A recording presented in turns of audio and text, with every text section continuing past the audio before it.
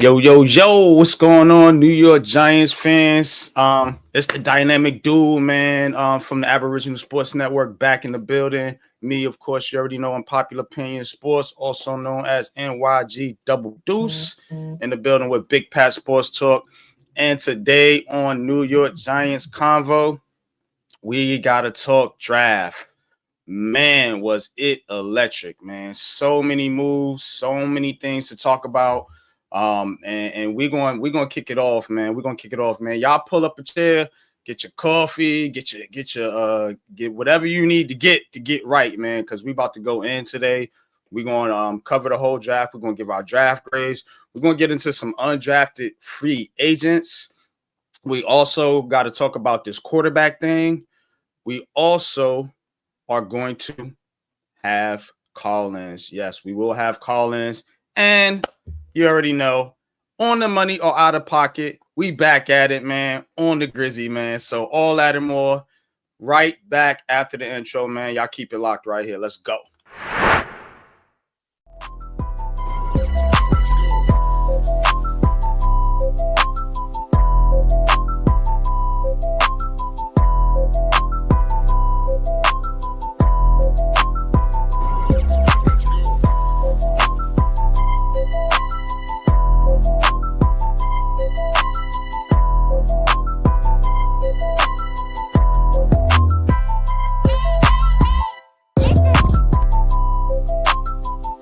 Welcome to Giants Convo.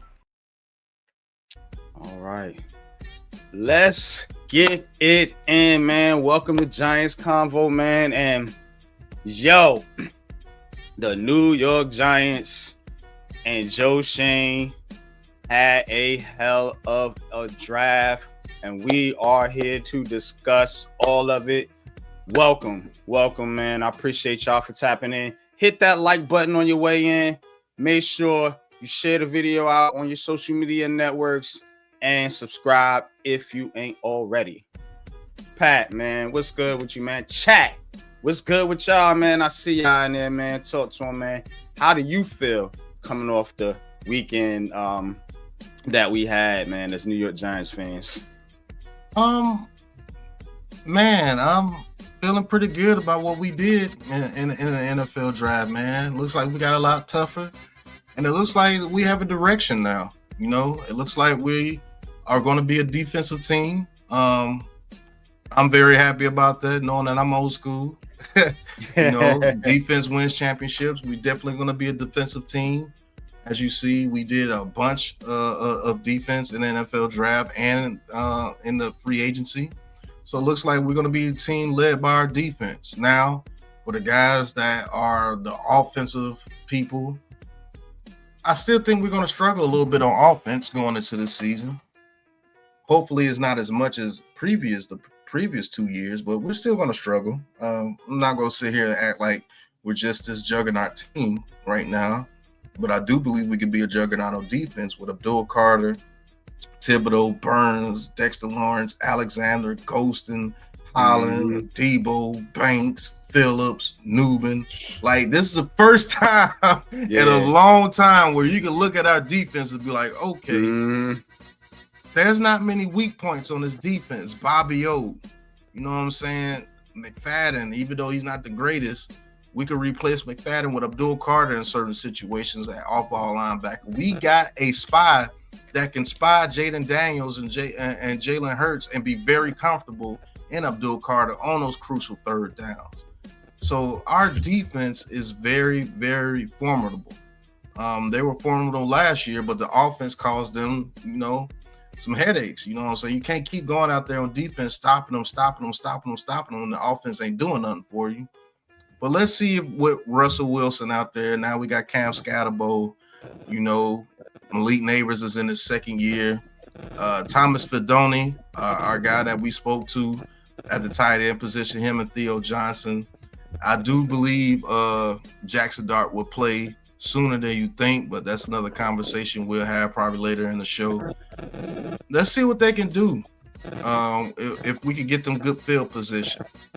You know, what we call them, the punter, what we call him, the Scottish Hammer or something like that. Oh yeah, it's a Scottish hammer. Yeah. If we could get them pinned down in the 5 to 10 yard line, the defense goes 3 and out. I do believe Russell Wilson and then could at least get us 3 points. You know what I'm saying? Other than them going backwards and not even getting any points out of that situation. That kills the drive of your team, and it just kills your team. And you know what? I know it's something different in that building now, because now our defense is going around calling themselves savages. That's what they're calling themselves, savages.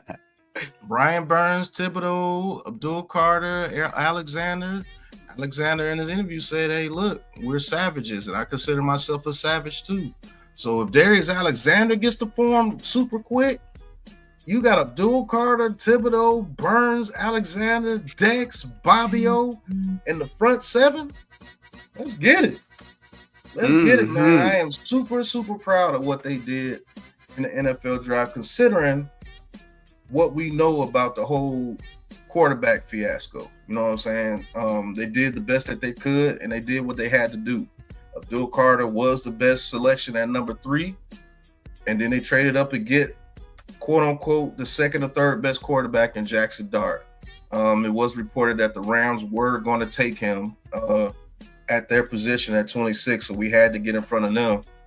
So they did what they had to do, and that is McVay did like Jackson Dart. That is true. So they did what they had to do. I'm still not in agreement with the trade, but if Jackson Dart was the prize that you wanted, you had no choice. So we didn't have a second round pick, but they came back in that 3rd round and got a monster. So I don't know how. I'm gonna be real with you, NYG. I don't know how half these dudes were at the position that we got them at. Cam Scatterbo in the 4th round. Yeah. That's crazy, man. It's crazy because I, like, you know me, I was a little perturbed in the 1st round when they made the trade up for Dart, because I felt like we were gonna miss so many prospects with that second and then that extra 3rd round pick. But to get Darius Alexander and Cam Scatterbo where they did,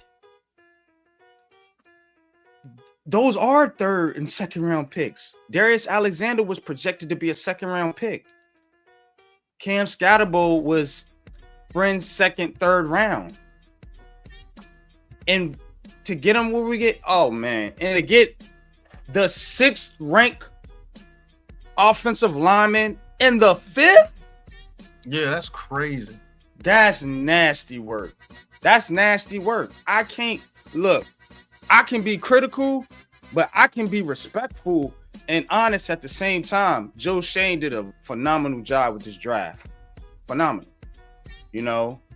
And then you pick up Thomas Fedone, who is a very underrated tight end. Played at Nebraska. Physical. He's got the size, speed. And then you draft a corner. Why? But he's a good corner. With you. Hello? Yeah. I got you. He's a good corner. And if you do want to upgrade on the back end of your roster away from guys like Trey Hawkins and some of these other people that's on the roster, you need that depth there. So let them all compete. See what you got. You know what you got at the top. You know Banks, Debo, Phillips, Flock. You know they're gonna be there. You know you got what you got in the safeties. So all that being said, you know we're gonna give our draft grades out a little bit later because I want to break all this down before we do that. But I have to say, Joe Shane, as they say, he cooked. He cooked up a wonderful plate, a wonderful meal. Now, digest it and serve it, man. Serve it to the NFC East, man. You know what I'm saying? Because we got to tighten up in this division. And I think defensive-wise, we right there. We right there. you might argue that this defense, if given time to gel, could be the best defense in the division. It could be. Could be, man. The reason why I know that it could be because you got people from outside really talking good about the Giants now. You got people like Michael Parsons, like, damn, y'all got Abdul Carter and Alexander. You know what I'm saying? Like, you got people talking good about the Giants. That rarely ever happens. The actual media is actually talking good about the Giants. So, Mr. Rainey, your negativity, you might be alone out there here pretty soon. Shout out to the chat too, man. Let me be respectful. Drew, what's good, man? Says Irish coffee count. Yep. It counts. Yep. Ball foot, what's good, man? Appreciate you. Coach, what's good, man? If you around later, man, we're gonna drop the link, man. Tap in with us. Agency, man, what's good? What's up, man? Appreciate you. Tyrone Hall, man. Yeah, we was all scratching our heads over that, and we will touch on that here a little bit later in the show. Iman Perry, what's good, man? Salute. God, what's good? Algrado, what's good, man? There's Rainey. What's good, Rainey? Appreciate you tapping in. Ghost dog, same thing to you, dog. If you're around a little bit later, man, we definitely gonna drop the link. But y'all stay tuned, man. Definitely. Nori, what's good, man? Tap in. That's Alfred, man. What's up, man? I'm gonna drop the link later, man, if you want to tap in. Matt Customs, what's good? Appreciate y'all for tapping in, man. Definitely, man. We about to go in. Now. I wanna see what Joe Shane had to say after the draft. So I'm gonna pull up the draft recap thing here. Now this thing's 19 minutes. We're not going to go through the whole video. We're just gonna kind of do a little bit of reaction. As far as let's listen to what they say, and then we'll chime in, give our comments, give our analysis. And then what we're going to do is we got an interview with every draft pick in some way, shape, or form. Some from us, some from the media, and then some from somebody that we know and rock with. So we got a good little mix of interviewers and interviewees coming up for you, man. But we're going to start it off with Joe Shane, and let's see what he got to say. Shout out to P. Dot and Smelk for the interview. Let's play it. New York Football Giants, Joe Shane. Joe, congratulations. You can get to sleep now, at least a little bit. Yeah, exactly. I'm looking forward to that. Never sleep this weekend because you're coming off a high and taking a good player and you're thinking about the next day. So definitely looking forward to catching up on some rest. All right, so let's talk about the guys you guys managed to bring in over the last 3 days. Let's start with Abdul Carter. If you would have just watched him as an edge player, you get one analysis, but you got to watch him for 2 years as an off-ball linebacker first. So how did your ability to see him play that other position help enhance your evaluation of him as a guy that you're probably going to use more on the edge? Naturally, when you turn the film on when he was a freshman, you see him in that 11 jersey, you automatically think of Micah because you see this guy playing side to side. He's fast, he's violent, plays his butt off. He could blitz, he can do all the things that Abdul did when he was there. So or Micah did, as Micah did. So as you continue to progress and watch him grow, you knew he was a good player as a freshman. So then he played his sophomore year, was balling, off the ball. And then this year to see him transition to edge and have as much success as he did was very impressive. And his ability to bend and disrupt, and they would still use him in various different ways off the ball, which was also attractive to us with the guys that we have, that he has the versatility that we can move him around with pieces like Dex and Kayvon and Burns and Chauncey, here as well. So gives us some chess pieces to move around. So he's going to be an important part of our defense, this coming fall. Joe, when everybody looks at his tape, they all said, well, he's a blue chipper. So we kind of all see the obvious stuff. What did you learn about him that you did not know that enhanced his grade during the final process of the? All right, I want to react to that first question.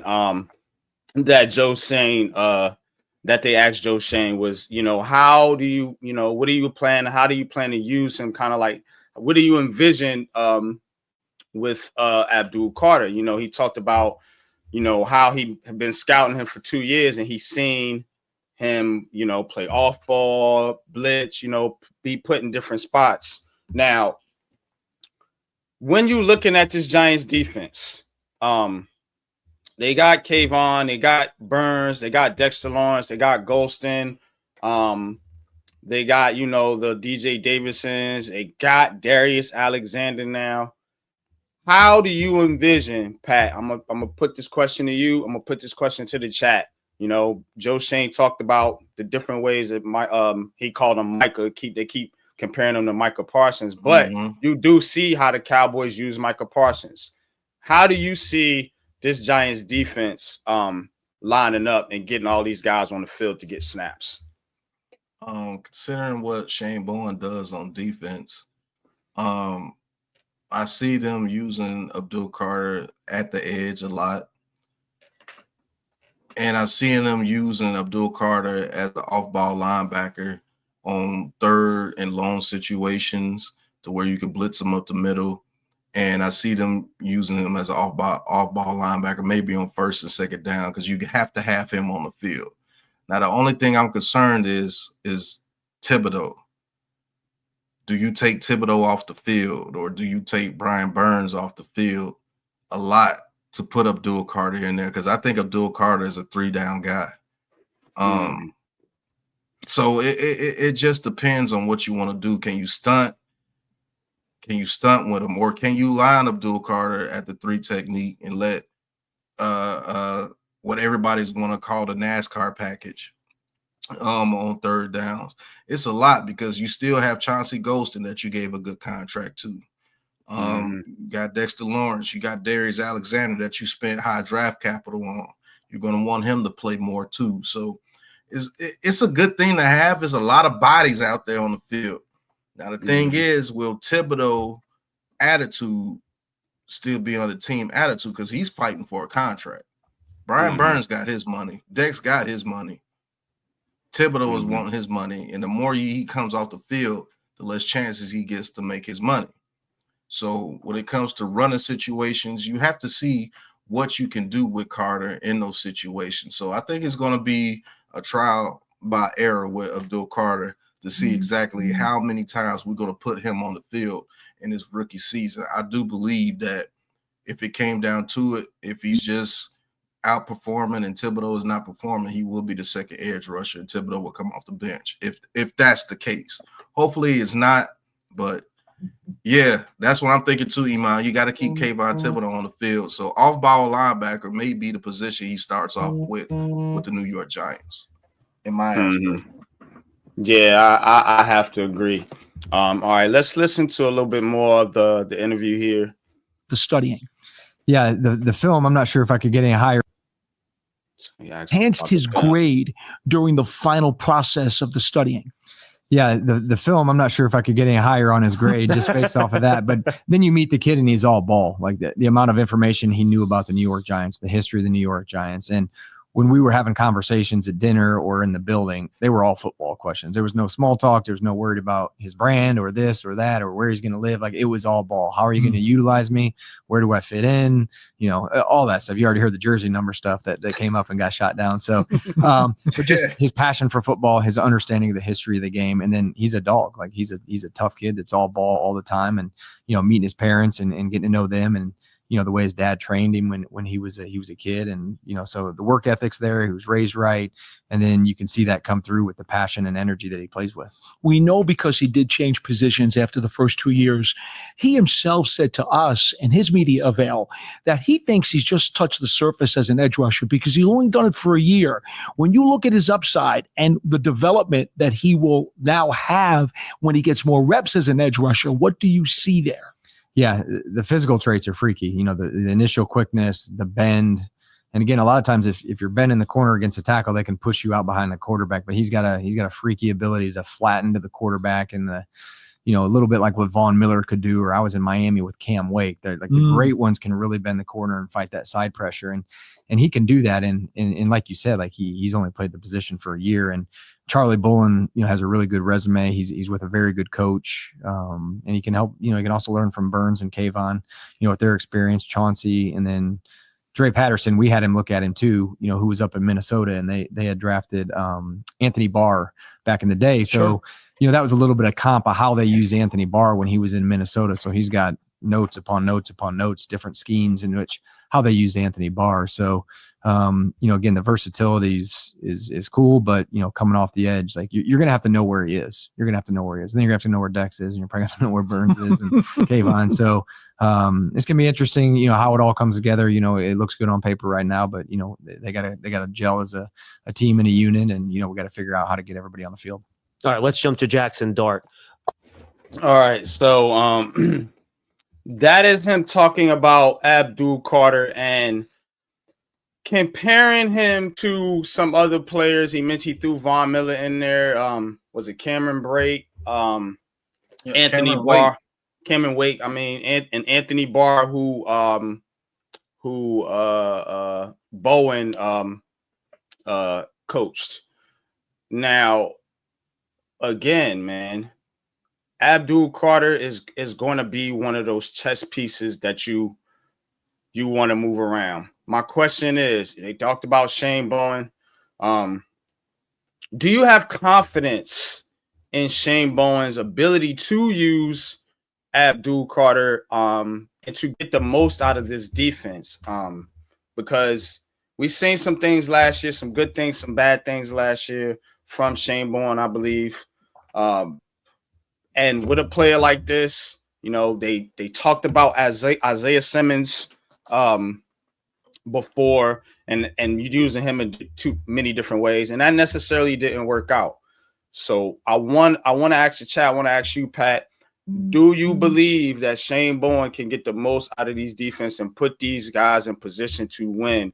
In particular, Abdul Carter and Kayvon Thibodeau, because those are going to be the players that you're going to be having to kind of move around in a sense, because Dex going to be Dex, Burns going to be Burns, and be where he's supposed to be.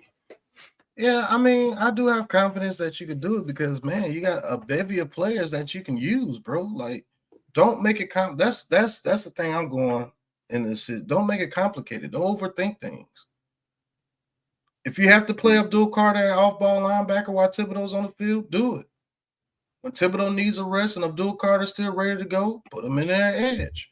Vice versa with Brian Burns. If Brian Burns needs that rest, put Abdul Carter at edge.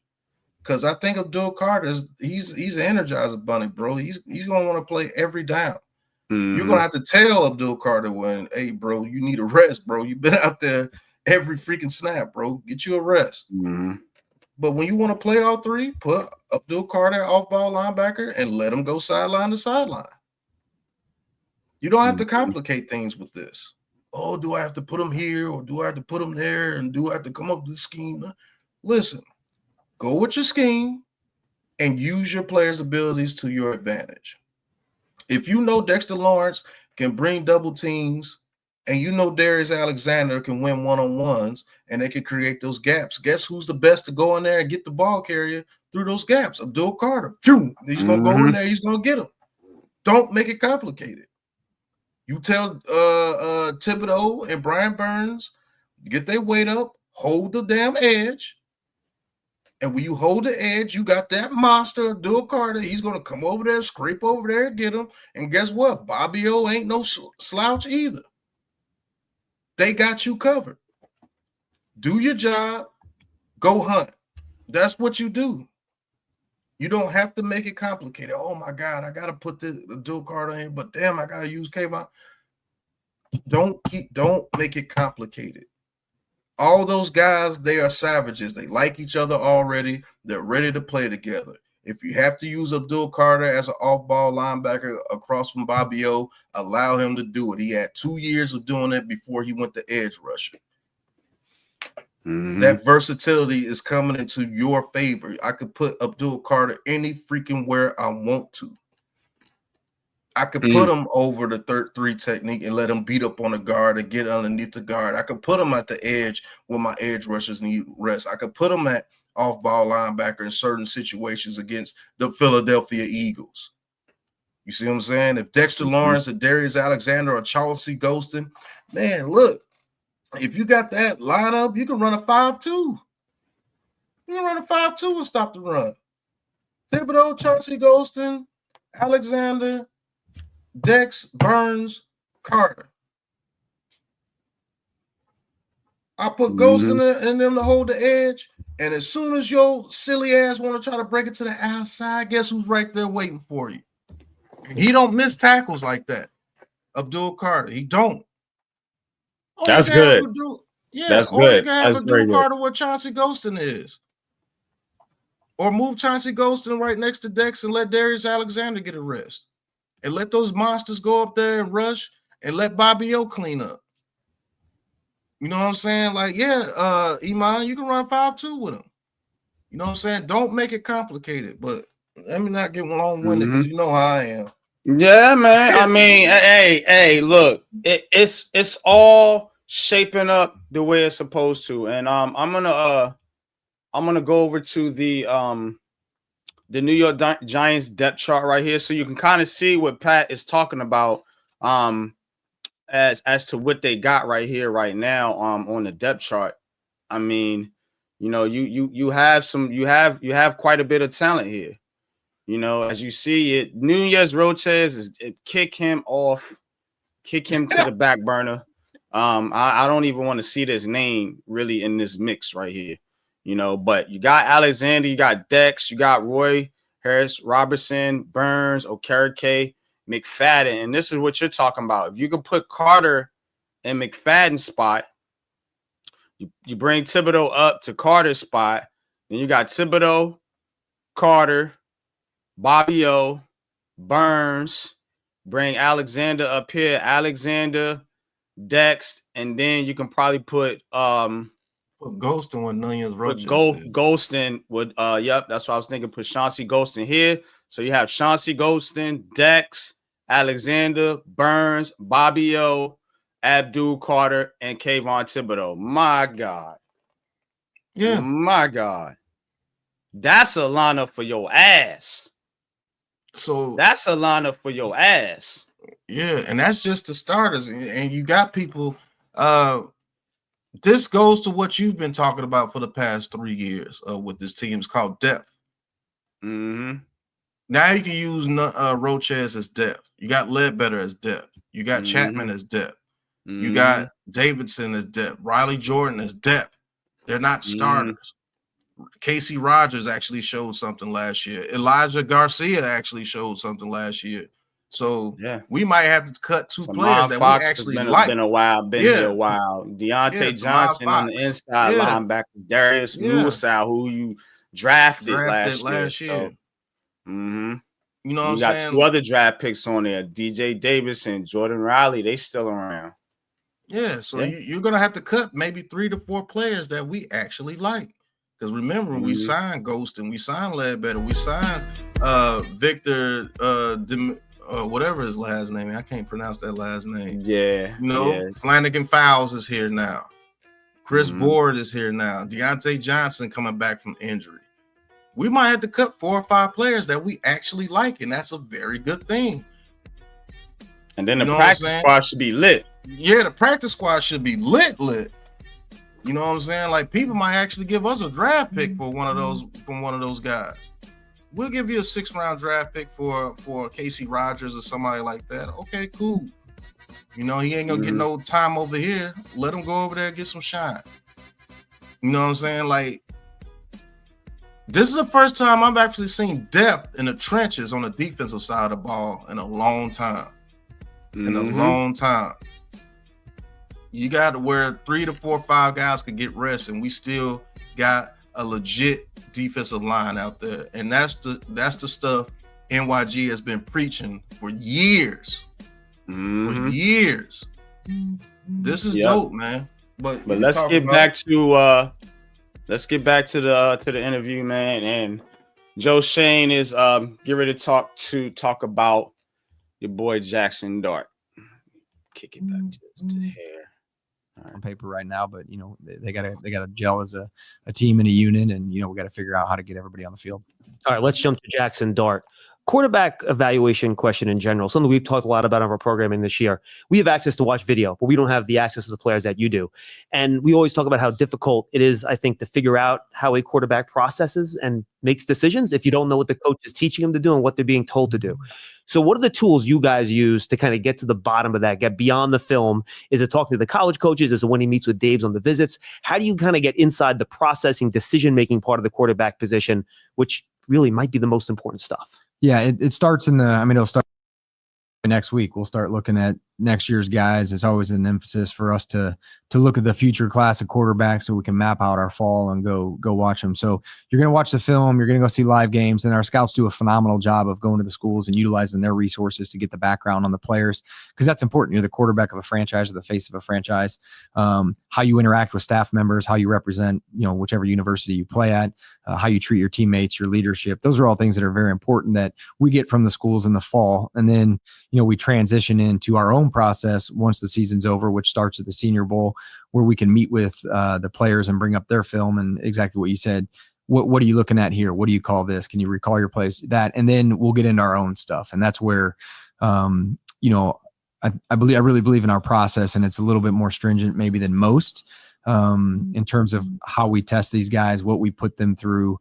And, that starts when we bring them in on 30 visits or we go, for privates, but it's apples to apples. Everybody's getting tested the same way. So whether it was all the way back, the first time Daves and I did this was Andy Dalton, Ryan Mallett, Blaine Gabbert, some of that draft all the way to, even last year's draft when we took Josh Allen. So it's tested over time. It's again, it's apples to apples. So everybody's put through the same thing.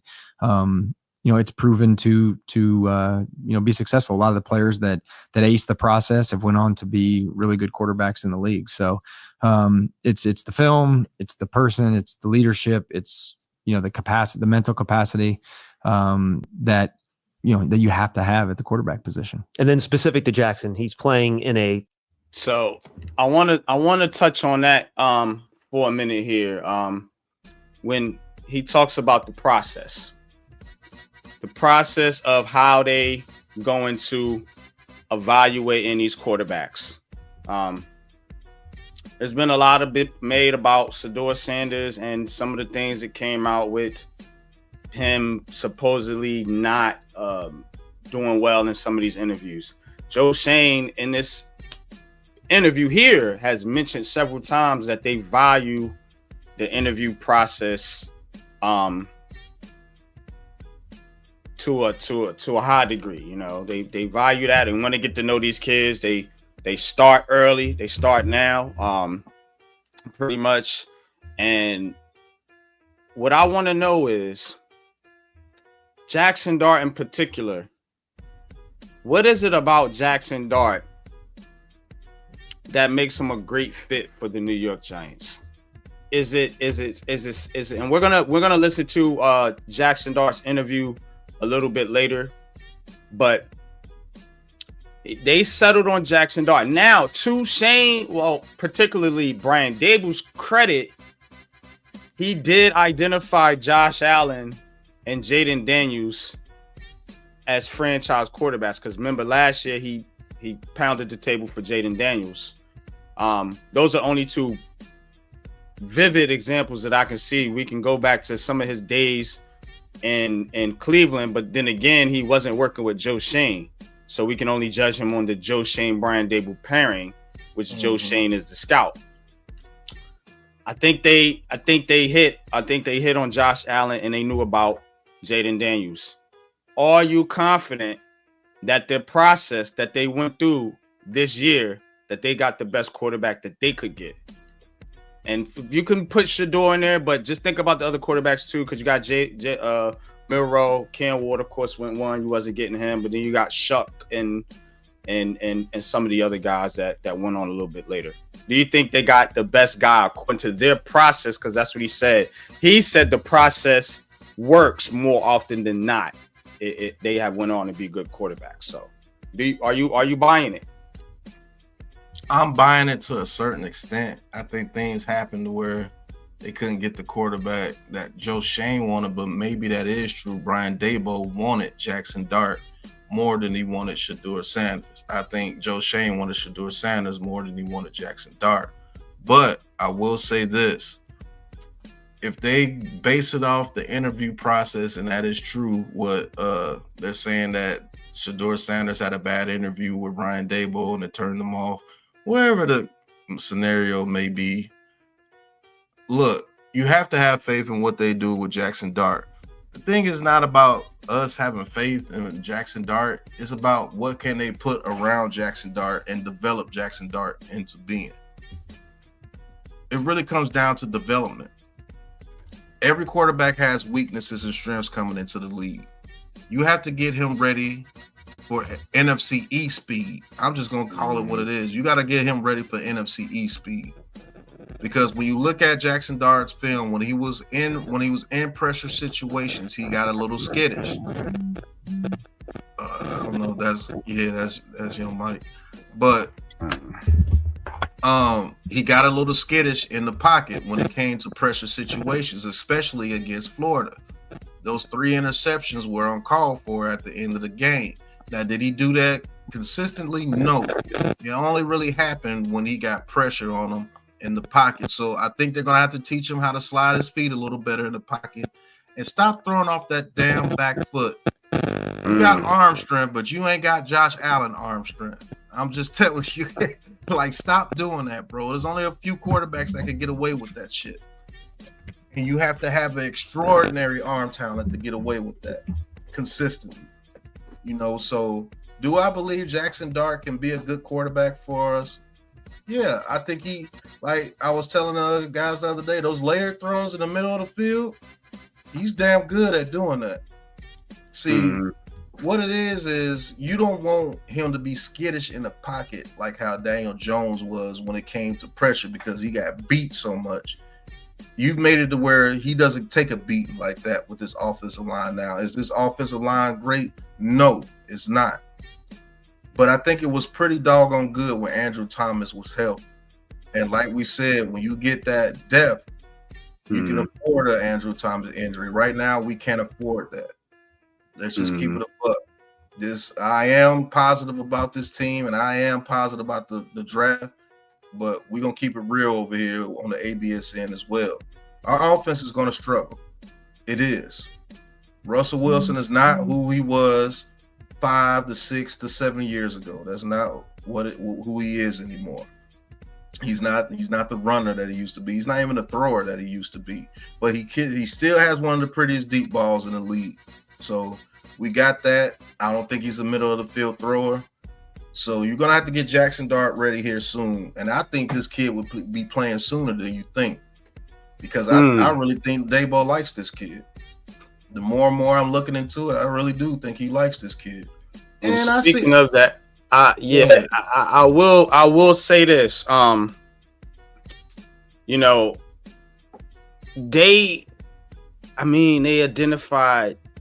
That's why I played this clip right here, because talking about the process, you're talking about them identifying franchise quarterbacks. I mean, I'm just going back to last year when he clearly knew Jaden Daniels was going to be that dude. There's not much I trust about Brian Daboll, you know, and Joe Shane. But, I mean, can they at least scout? I think so. I think they can scout. You could talk about the draft picks if you want to, but Joe Shane's drafts have been pretty good. Yeah, they've been pretty good. Pretty decent. So, I think they can scout, and if they scouted Jackson Dart, like I know they scouted him. I mean, we were at the Senior Bowl with these guys, you know. So, you know, I know they put the work in. I can't front. You know what I'm saying? So, look, he's got stuff to work on. But if you are going to be patient enough to let the kid develop slowly, like he should, and not throw him into the fire, then it could work out. It could work out. Now, I see y'all in the chat. I am starring some comments that I'm going to set aside after I get through this interview and read. But I'll go through a few here. Iman says, Jackson Dart gave him that Eli Manning interview. Yeah. And now I will say, Jackson Dart don't got the personality of Eli Manning or Daniel Jones. He a little more swaggy. Yeah, he give me a little vanilla abstract in there. He give me a little flavor. Yeah. Give me a little flavor in there. So, I mean, yeah, take that for what it is, man. But I don't think he's a Eli or Daniel Jones personality. So, no, not in the least. He got a little. This is what you're gonna see. He got a little puppy in him. Yeah. This is what you're gonna see from Jackson Dart. You're gonna see some celebrations after he runs for a first down or he throws a touchdown or a big pass. You're gonna see celebrations from him, what you've never seen at a Giants quarterback before. But then he's gonna get to that podium and do what John Mara tells him to do, and you're gonna get the Daniel Jones, Eli Manning type interviews. But on the field, you're going to get Jackson Dart. And I'm telling you, that's what you're going to get. He's going to be rah-rah and everything. That he gets to that podium, all that's going to come out of him, and he's going to be the straightforward blue-collar guy on the podium. And that could be the disconnect with Sedor Sanders. Because Sedor Sanders is going to be Sedor Sanders on the field, at the podium, off the field. They're not going to get a watered down version for the media. So I think that might have been what scared them off. And I'm going to be honest with you. I don't know Brian Daboll, but he comes off as a dickhead. And I could definitely, not a lot of people get along with the dude. I mean, so I could understand what you're saying, Drew. You know what I'm saying? Because if I'm a confident, what they call alpha male, Brian Daboll probably ain't going to get along with you, because that's exactly what Wink Martindale was. And it's a lot of these guys that come across as alpha males. Brian Daboll gets him off the team, or he doesn't get along with him. It's got to be I feel like they are it's our way or get down or lay down type deal. So they're gonna run from personalities of people that have their own brains and own opinions, and they want to do things, a little different. So I could definitely believe that was the case. But I don't know that was the case, and I'm not gonna assume that that's what happened, because Sedor Sanders, no matter what people say about him, is a good, respectful kid, from everything we know. So him calling Daboll out, I don't really see that. But them not meshing and getting along, I could see that, because it's Brian Daboll.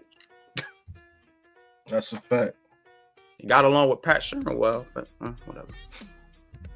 But yeah, let's get back to the interview real quick, man. Appreciate the 74 in the chat. Hit that like button. This is New York Giants Conversations, NYG Double Deuce, Big Pat Sports Talk. We are listening to P-Dot and John Smelk interview Joe Shane. Let's get back to it. System run by a head coach that used to be in the NFL. Joe Judge is there. And I think Lane Kiffin does a really good job of setting things up for the quarterback, right? Opens things up, makes some of these decisions a little bit easier. So how do you take Jackson out of the structure he's in at Ole Miss and figure out how he's going to operate in a different structure, in a different system here with the Giants? Yeah. Every position we evaluate, we always say it's a projection business. As a college scout, your job is to project what that's going to look like in the NFL. Pro scouting is a little bit easier. Hey, if I want to go watch Paulson Adebo, let me go watch him against a really good receiver in the league. Okay, so it's you're watching pros versus pro, and also in a specific scheme you can find too, right? Yeah. All right, let me go watch all of his press reps versus a Pro Bowl receiver. You can go do that. Where college, you have to project. So what we try to do is you're going through the film, we'll do cut-ups, or we'll talk about it. Okay, where are the anticipatory throws? Where is he throwing before a guy gets out of his break? Because you're going to have to do that at our level. Where is he going from first read, second read, third read? Where is he stepping up in the pocket? Where is a linebacker about to put his helmet right under his chin and he stands in there and delivers? So RPO offense, whatever it is, if guys are running wide open, you maybe fast forward past those plays, but where are the plays that are going to look like what they're going to look like on Sunday, and how does he perform in those situations. So you do that every year with the quarterbacks because, you know, these college offenses are different. They're going tempo. Sometimes it's like 7-on-7. They're not getting pressured. So and it's almost like the same 7 to 10 concepts, and they just kind of spam them just from different formations, right? Exactly. Yeah. It really is. And again, when they go quick and they don't get pressured at time, that's great. They should be able to complete those passes. But what stood out with Jackson as you go through it, like talk about a guy that'll stand in there, stare down the barrel, take a hit, and deliver the ball accurately. You know, there's a lot of clips of those, you know, on film. So that's what it's going to be like on Sundays. You know, Well, Joe, you set yourself up by getting. So he talked about Jackson Dart over there with Lane Kiffin and Joe Judge for crying out loud. What's he doing anywhere near anything dealing with the Giants? Somehow he's weaseled his way back in and sends us a quarterback. But I'm trolling. But anyway, man. Joe Judge and particularly Lane Kiffin, who did coach at the NFL level. Thank you, FD Davis. What did he run at Ole Miss that can translate to the NFL? That's the question I want to ask you and ask the chat.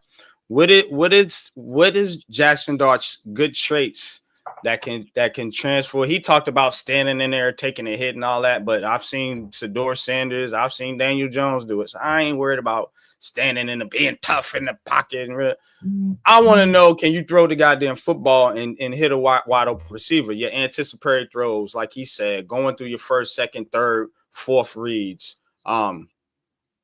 What is it about Jackson Dart and Ole Miss and what he did with Lane Kiffin? If you want to talk about, I don't know what Lane Kiffin's scheme is, but you could talk about that if you want to. But what is it that would translate here with the New York Giants, in your opinion?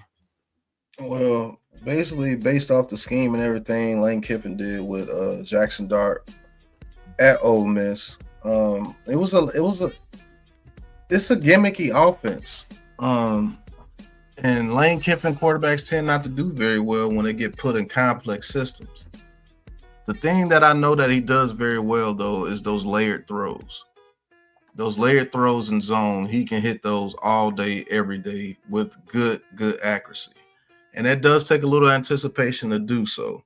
The thing you're going to have to work with Jackson Dart on is those anticipation throws on out routes, those quick anticipation throws right over the middle, not where he's able to sit there in a pocket with a clean pocket and just throw it. No, those throws where you're getting those deep digs and those outs where you have to hit in the middle of the field, you have to throw it before you see him break open, what Daniel Jones was struggling with. Hopefully he has that down, and if he can hit those throws, I think he can do well, to be honest with you. But as far as, you know, being that cerebral type quarterback like how Aaron Rodgers and them, he has a long way to go. I think he's going to have to work on his back shoulder throws, knowing when to throw it back shoulder and when to lead the receiver. You see what I'm saying? And then you're going to have to know that this ain't college. Those safeties in the NFL can get over there very fast, so you're going to have to pull that trigger real quick. But is he a quarterback that will give his receivers a chance to make plays? Yeah. He definitely can. And I think that's what they like about him. He's a guy that can take chances. And with those, like Alfred said, that intermediate passing game, he did very well with. And that's what Brian Daboll likes to run.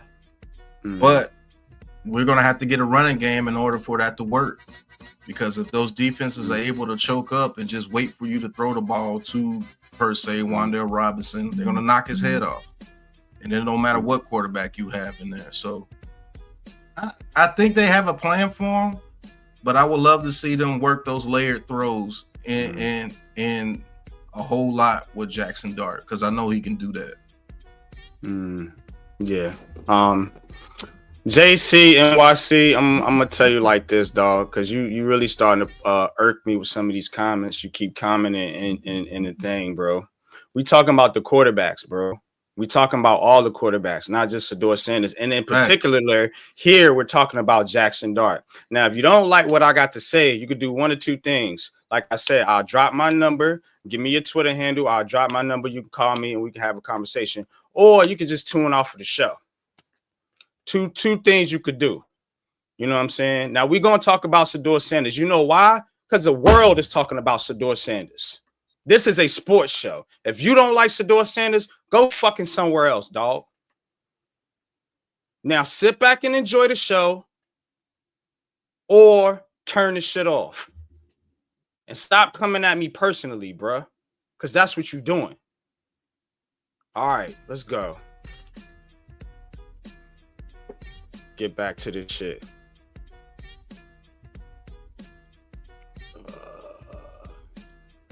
Hold up.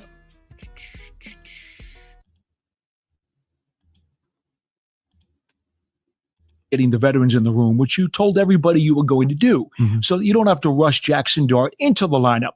But as you develop him during his rookie season, Dave's is going to figure out how the practice schedule is going to work and how many reps he gets. But what will you look for as you see his rookie season progress? What are the developmental keys that you will want to see? Because I'm sure as the months go on, you're going to want to make sure his progression and his learning curve is what you want it to be. You always expect growing pains, especially with a young quarterback. I mean, it's going to happen. These guys are bigger, faster, stronger. You have more on your plate mentally. So there's going to be growing pains. How does he react when the growing pains occur, when you throw an interception and when the media gets on you in your first practice and you come out here and you throw 2 interceptions your first day of camp? And they will. And you're a bust and you're never going to play. How do you react? So Exactly. how's he going to react when the adversity strikes or people are getting on him? And then to me, it's more about establishing a pro routine and how to go about your week. And, you really got to be structured at the quarterback position because you have to know so much. It's different in college where you may only put in 2 or 3 more plays in a week. It's still the same offense where it's week to week here. Like we may be putting in 15 to 20 new plays or, whatever it may be. So to me, it's really him coming in. We're fortunate to have the 2 veterans that are here. Tommy was a young player a couple years ago. So, I could see Jackson just really sitting back, looking how these guys, approach their weekly process. And to me, that's the biggest thing for him, come up with a process and then execute it and just be ready to go. Like he has to prepare like he's going to play because you never know when injuries occur. So to me, that's the biggest thing for him. All right, we'll run through these rest of these guys a little bit quicker here. All right, so that is going to be a huge thing for him. Yeah. So that's what. Go ahead, Pat. Yeah, because I was gonna say ask about Jackson Dart, but go ahead, comment real quick.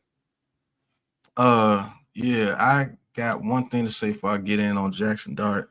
He says, I don't mind what you say, I'm just tuning in. Don't be so weak-minded. The only weak-minded person that's showing that they're weak-minded, JC, is you. You're the only one that gets triggered if Shadur Sanders' name is mentioned. You got a problem with Shadur Sanders. And whatever problem you got with Shadur Sanders, you need to figure it out for yourself, bro. We wanted Shadur Sanders here, but guess what? We're mature enough. Jackson Dart is here. Talking Have about you heard Jackson us? Dart. Have you heard us bashing Jackson Dart this whole time? We're sitting there saying what we think that he can do and help this team. And if the Brian Daboll rumors were true, because that's the only reason why his name came up, then I see why they didn't pick him. But I don't think those are true. We know exactly what happened with him. We know exactly what happened with him, and he was never coming here based on the information that we got. So it's never that serious. And like he said, if you don't like the name Shadur Sanders, you're not going to like going anywhere because his name's going to be mentioned Everybody's everywhere. talking about it, man. And people in my chat want to hear our opinions on Sedor Sanders. And I give a New York Giants show. Sedor Sanders was connected to the New York Giants the entire fucking offseason. Why we just going up, you know what?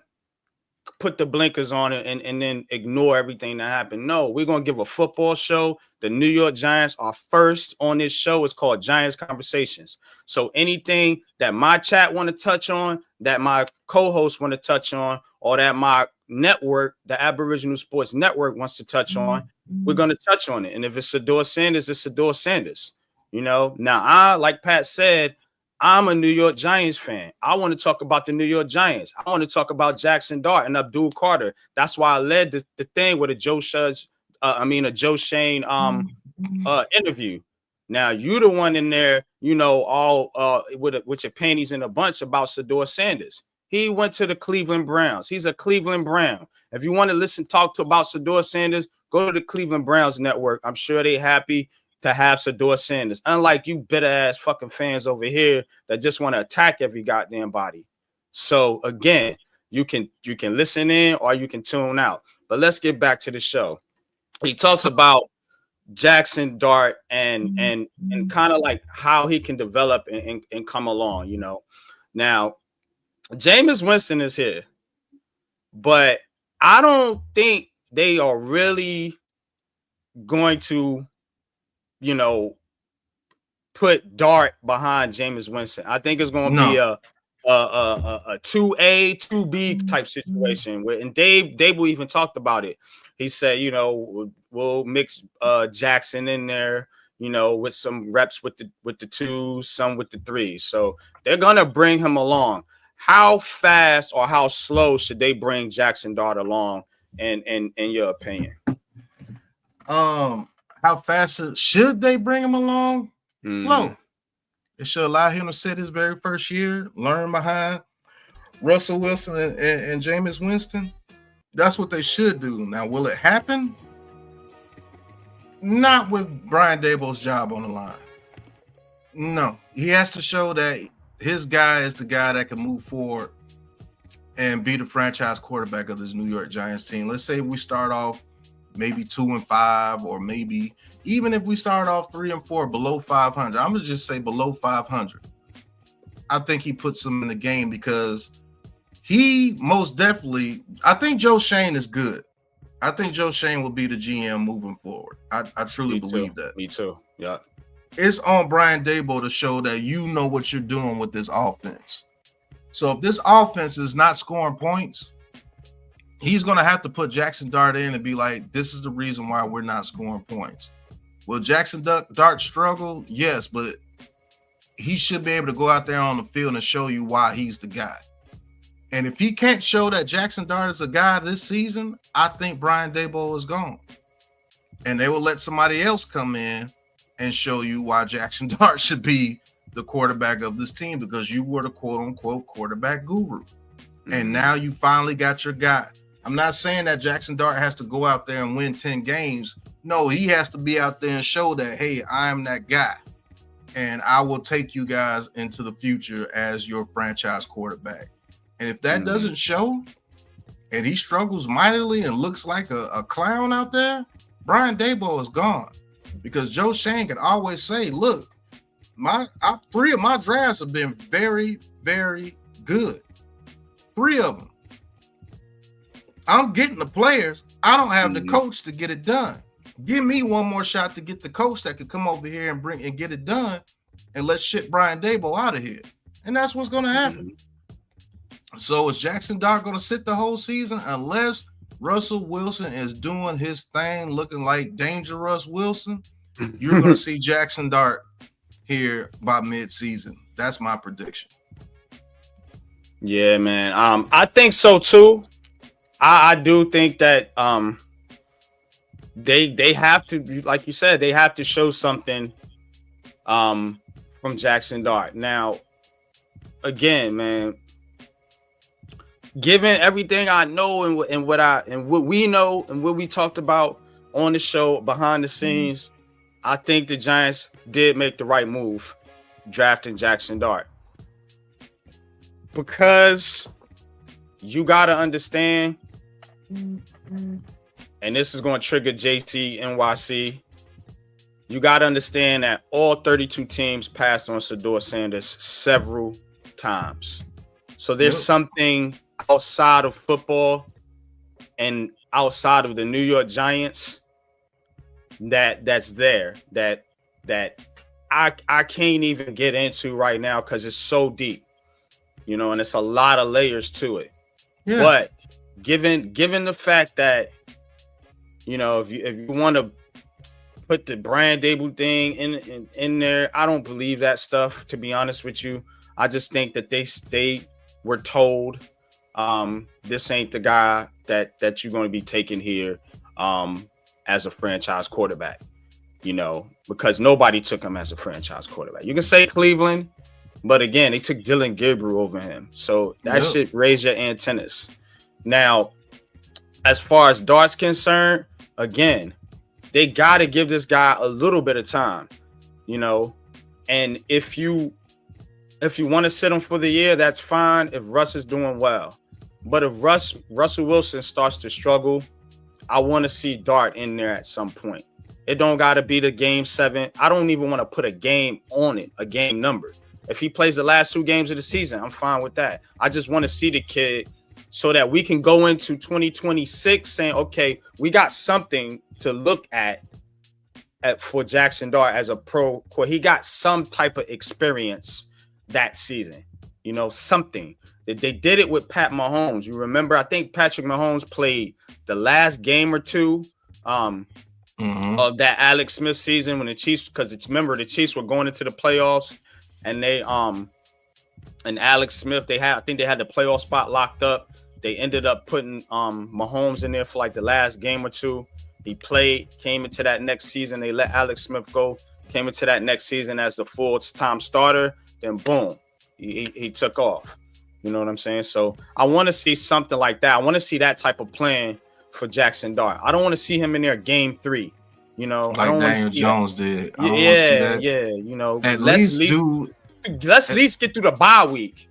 Yeah, how about that? At least do what they did with Lamar Jackson. Lamar Jackson came in a little past mid-season when Joe Flacco was struggling, and they had the system in place, and he was able to play in that system the way that they had for him. And the rest is history. Almost 3 MVPs later. Should be 3 MVPs later, but that's another story as well. So we'll see what Jackson Dart is gonna do. It looks like we got some Jackson Dart content coming up right now anyway, so let's talk about it. Yeah, so we're gonna play a little bit of the Jackson Dart interview here, and let's see what old Jackson has to say. And you guys are gonna notice they start these interviews off the same. That's how like stuff really is scripted, because you'll see. What have the last, 12 hours been like for you? 12 to 24 hours? Yeah, it's been crazy. It's been surreal for sure.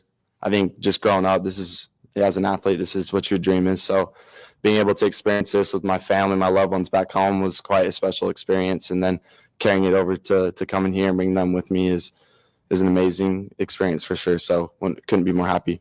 That shit is shining, bro. Man, right. I ain't gonna hold you, bro. That shit is pretty right there. I told you, man. This kid got some swag to him. I'm telling you. Listen, that shit is nice. This is not me bashing Jackson Dart or anything. I actually think it's kind of cool. I'm going to see what John Mara does with this kid. And I'm going to tell you why. You can look at this dude's face and tell that this dude's a shit talker. I'm telling you. He's going to go out there. He's gonna do the first. We got a little bit of Phillip Rivers vibes. I think. That's what I'm talking about. He's gonna be the dude doing the first down signal or flexing after he gets a first down if he runs over somebody. Like when Daniel Jones stiffed arm that DB, he just got right up and walked back to. He's not gonna do that. He's gonna flex and let people know what's up, like how Baker Mayfield does. Now, in this situation, with the way John Mara wants his quarterbacks, and I'm glad he is the race that he is. What is John Mara going to do? Are you going to tell him to calm it down? Talk about it. Because I'm telling you, he's going to be, look at the chain. He's buttoned up, okay, but he's making sure you see that chain glistening. I promise you. Shining too. And that motherfucker is nice. I like that. And I actually like that in him. I like it. Let him talk his shit, because we're in the division with a bunch of shit talkers. Let's just keep it real. You got to keep that energy, and you want that energy from your quarterback. Hold up. You want that energy from your quarterback, whatever color he is, whatever race he is, because again, all we've been talking about is toughness, getting tougher, not being the bitches of the NFC East. You know what I'm saying? And your leader, your quarterback, he got to carry that energy above. That's why we've been so soft. The quarterback was soft. The team was soft. Everybody was soft. Coach was soft. He tucking his tail. Listen. You know what I'm saying? Now you got some dogs, some white dogs, some black dogs. You know what I'm saying? Dogs come in all shapes, colors, breeds. Don't do they not? You know what I'm saying? That's why I fuck with Cam Scatboy. We're gonna get to him in a minute. Dog. Jackson Dart. I'm telling you. See a dog. This kid is gonna put this offensive line in situations that their character is going to be shown, because he's going to be talking shit to somebody and somebody's going to put their hands on him. I'm telling you. What are they going to do when somebody tries to put their hands on their quarterback? That might actually hype this offensive line to go to the next level with him doing that. Man. Deception. Salute to you, bro. What's going on, Deception, man? Glad to see you too, bro. Says he went to high school with Dart. I didn't know him personally, but I watched him play, and I'll tell you right now, he's a dog. Yeah, he's gonna be talking shit. I'm telling you. And somebody's gonna have to step up and say, get your fucking hands off my quarterback. I'm telling you, he's gonna put them in that situation.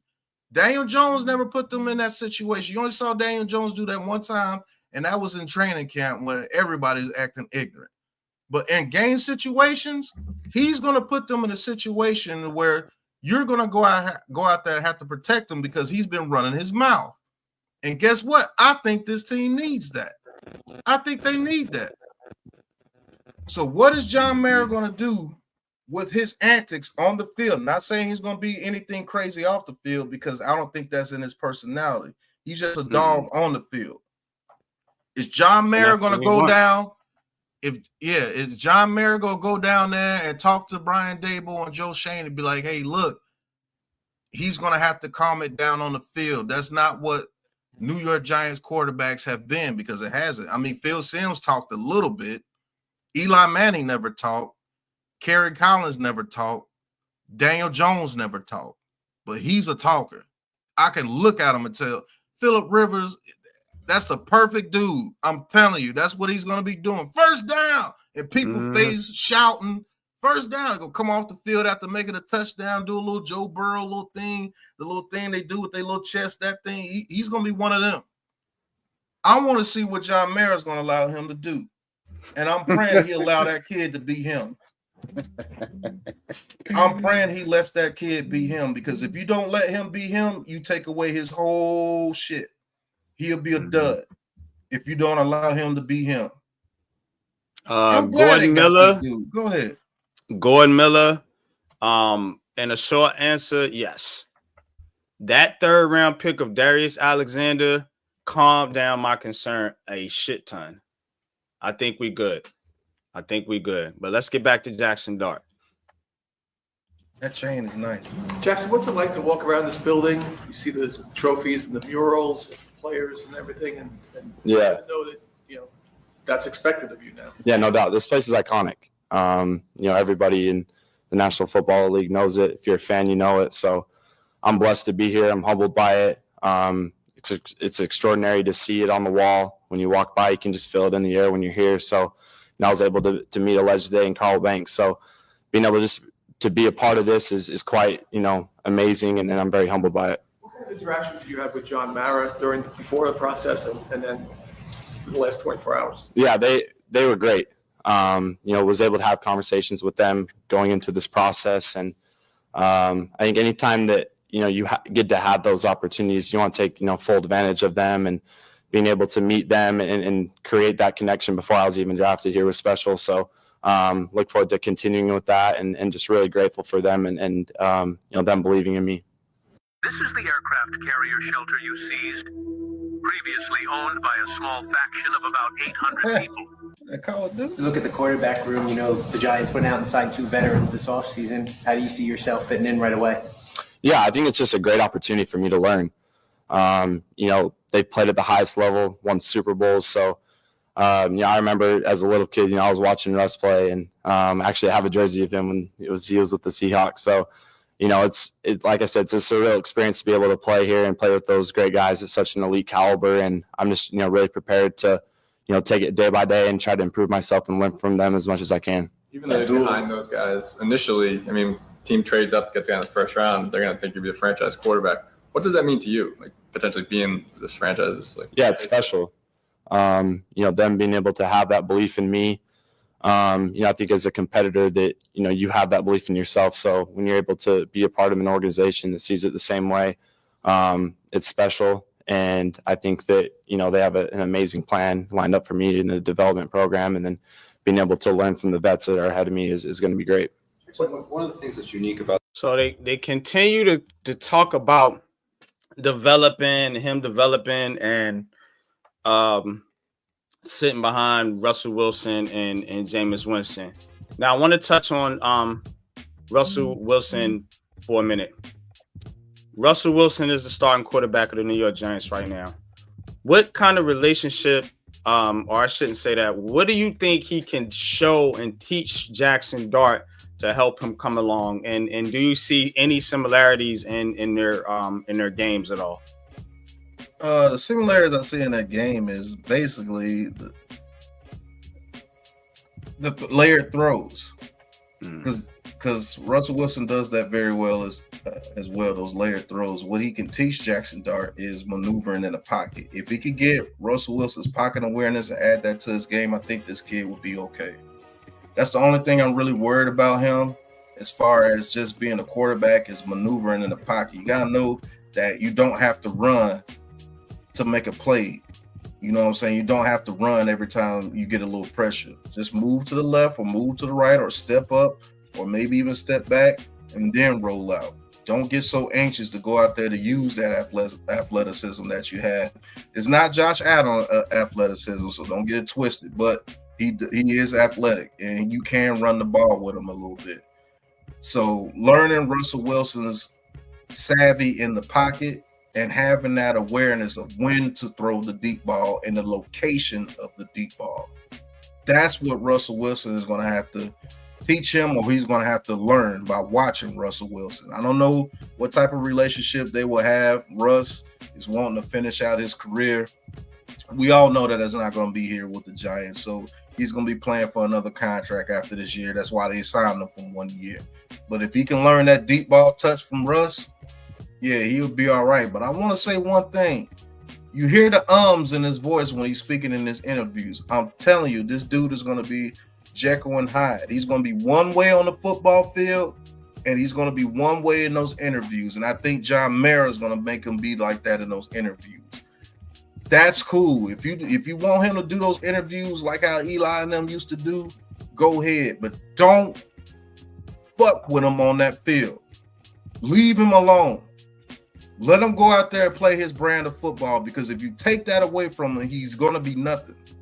Same thing with Baker Mayfield. If you take Baker Mayfield's moxie from him, what are you doing to him? He'll be what he was in Carolina. But he got his moxie back when Sean McVay got a hold of him. And then he went over to the Buccaneers, and he's able to talk shit, do whatever, and they love him for it.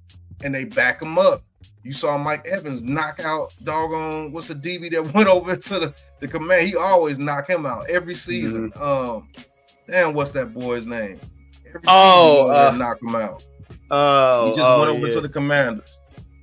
But I can't think his name right. Yeah. But Lattimore. Yeah, Lattimore. Yeah. He's gonna be the one that makes your offensive line grow a pair. You see what I'm saying? Either you're going to look like some of the biggest you-know-whats out there on the field, or you're going to step up and help this kid that wants to win. I will give him, this kid does want to win. So if he goes out there and talks some shit to Jahai Campbell, or Jalen Carter gets in his face and he talks back, and Carter puts his hands on him, are you going to sit there and let that big monster put his hands on this quarterback? Or are you going to go over there and punch Jalen Carter in the face, and let's go run Cam Scatterbo right at you, and let's talk some shit. So and I like the dynamic that they building on offense. You know, I've been critical of this offense for a while now, since Brian Daboll's been coaching. But look, you got Malik Neighbors, who I know is grizzy. Yeah. Cam Scatterbo, I know is grizzy. And Jackson Dart got me thinking a little bit. Like, yeah, they might have some cats with some nuts over there that's really about that life. And I'm telling you, bro, it's got to come from this dude right here. It's got to come from Jackson Dart, bro. Jackson Dart can't go out there and be all shucks like Eli. Everybody want an Eli, but again, you don't need an Eli right now. You need a Jackson Dart. You know, you need somebody that's got a little bit of a little screw loose up there. You know, a screw or two loose that's going to go out there and just, you know, I watched this dude tape. I watched him running the linebackers and stuff. Like, he got a little toughness. You know what I'm saying? And I don't mean the kind of toughness that Daniel Jones had, you know, where he just physically tough. You know, you got, I mean toughness as in I'm not scared type tough. Like, yeah, I see that dude. I'm still going for that first down. Like, I don't care. And then I'm going to get up, man, and flex on you. That type of toughness. You know what I'm saying? So I do hope, like you said, they don't get in the way of him being him. Because I know who he is. Don't get in the way of him being him. Let the dude be himself. You drafted him to be you drafted him to be your franchise quarterback. You know, he's in a division with a lot of rough riders, so he got to be a rough rider himself in his own way. So yeah, you can't hide from me. I know what he is. Let him be him. That's bullshit. That's not him. That nah, that's not him. He's been taught. And the quarterback is more than that shit. But go ahead. But yeah, now I want to get into a little bit of Abdul Carter. I just want to kind of show you these guys' personalities. So I'm not gonna go no more than like 2 or 3 minutes into the interview. If you want to watch the interview, they're up on SNY YouTube channel. And then we're going to get into some of our interviews with some of the players as well. But let's listen to Abdul Carter, who I think Giants probably got another dog here too, man. Welcome. What have the last 12 or so hours been like for you? Definitely been surreal. I don't think it really hit me yet, but it's really just a blessing just celebrating this moment with my family. And that's what I was talking about, y'all. You see how they opened it with the same question? What has the last 12 to 24 hours been like for you? Yeah, I'm getting to the nitty gritty, but I'm just saying. I just wanted to point that out. That's all. And nice chain. At Penn State too. Look at his shine. Now that you're there, and I treating y'all good. Parsons. How do you handle that? And do you see similarities in your games? Yeah, for sure. I learned a lot from Micah. Just me being at Penn State, wearing number 11, we keep that brotherhood tight. But at the end of the day, I'm my own player, and I want to make my own name. That's what I've done. What do you think about getting to play against him? Yeah, it's going to be dope. Seeing him twice a year. We was talking yesterday just about this moment, us getting to this moment, then just seeing each other, that jersey swap at the end of the game. That's going to be dope. Before or after you got drafted? So I want to talk real quick. You hear him talk about Micah Parsons, and they've been comparing him to Micah Parsons a lot. Now, Abdul Carter needs to be Abdul Carter. I don't need Abdul Carter to be Micah Parsons, because we all know Micah Parsons. He do his little podcast.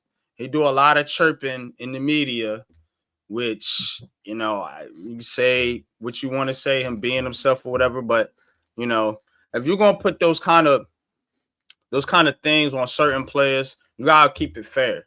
You know, I don't need Abdul Carter to be on you know, loud in the media. I need him to be loud on the field.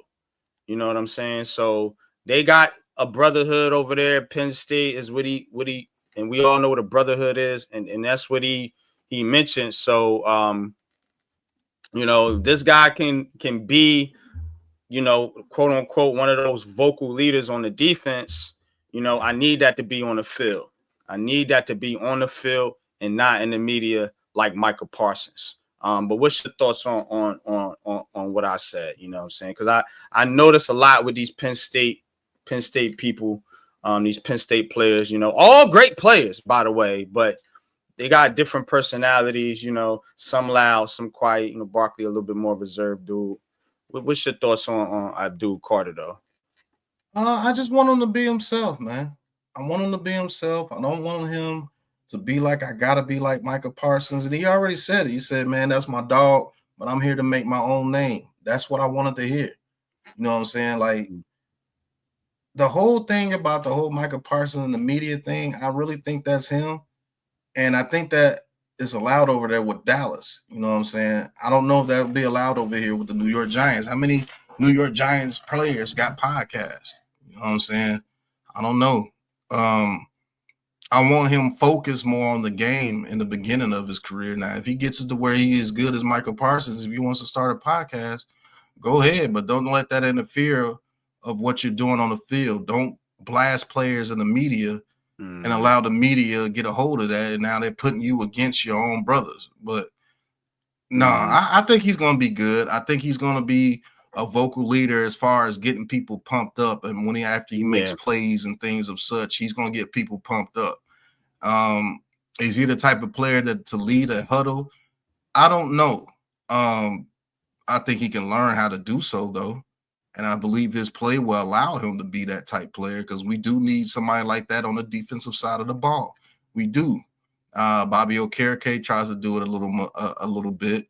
You know, Xavier McKinney was that type player when he was here.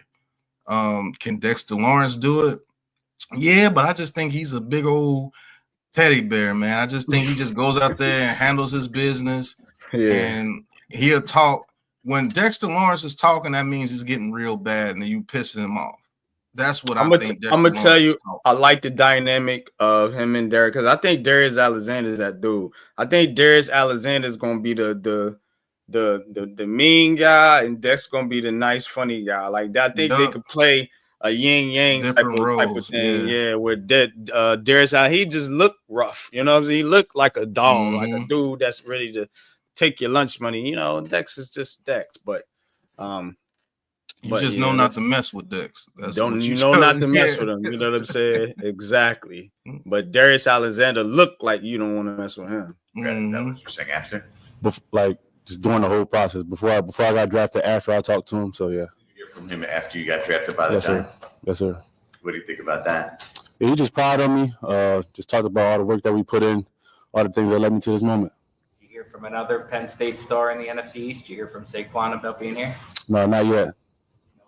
Yeah, for sure. I met him a couple times. Have you thought about numbers yet? There's a couple of numbers that are already retired that you would probably be eyeing. We're still in the process of that, but we'll see what happens. Which one would you prefer? You know?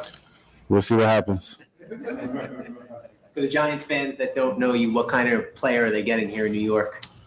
Just an exciting player, a fun player. I like to get the crowd involved, get the crowd hype on third downs, get my best pass rush, make that big explosive play, just 100% effort, my energy. I'm bringing everything. You said you had a dream when you were 12 or 13 that you were going to be a Giant. Do you remember what your reaction was when that dream happened? Like, whoa, like. Yeah, it's kind of like, is this really going to happen? Then me being here is like, you know, I feel like everything happens for a reason, and me having that dream, just everything happens for a reason. I feel like this is where I was meant to be.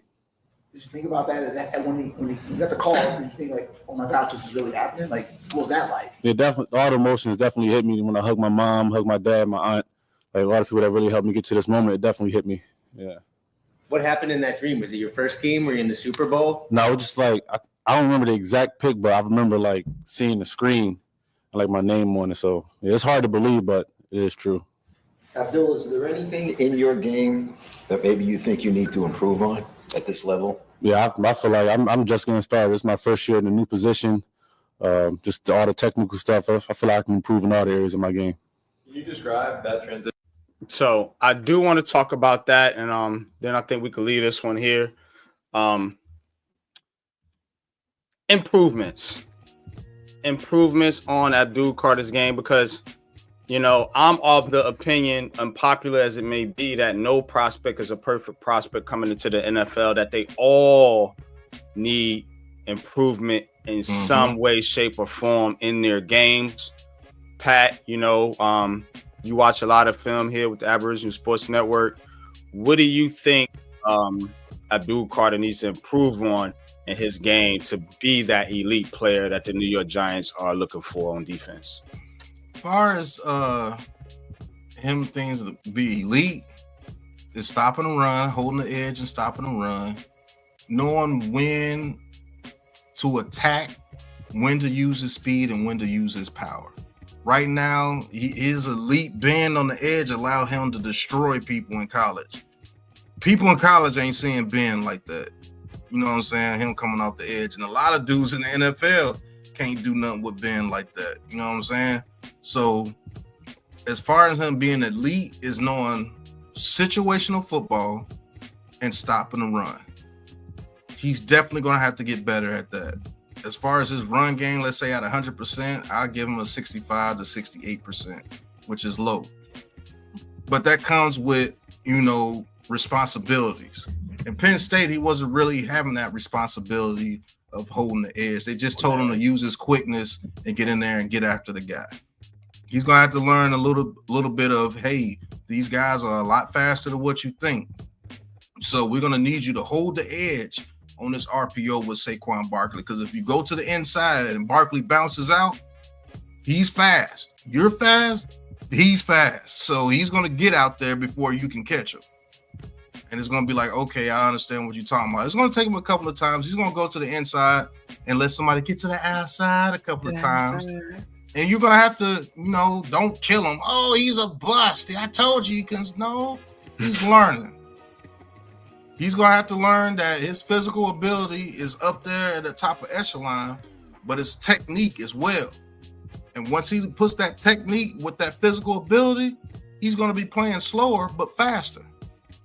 If that makes sense to you. Mm-hmm. Yep. Because if you have great technique, you're faster than anybody that you can just go out there and just try to run straight line to get to somebody. No, I got technique. I can hit you in the chest real quick, move to the outside. Now I'm here looking at you like, what's going on? Where you going? My boy Dex got me over here. You can't go that way. So I'm right here. Mm-hmm. I don't have to make every play. The play can come to me. That's what he's going to have to learn. Absolutely, and I think he can man. learn it very quick. Go ahead, NYG. No, I do think he can learn it. But again, like you said, it's responsibility.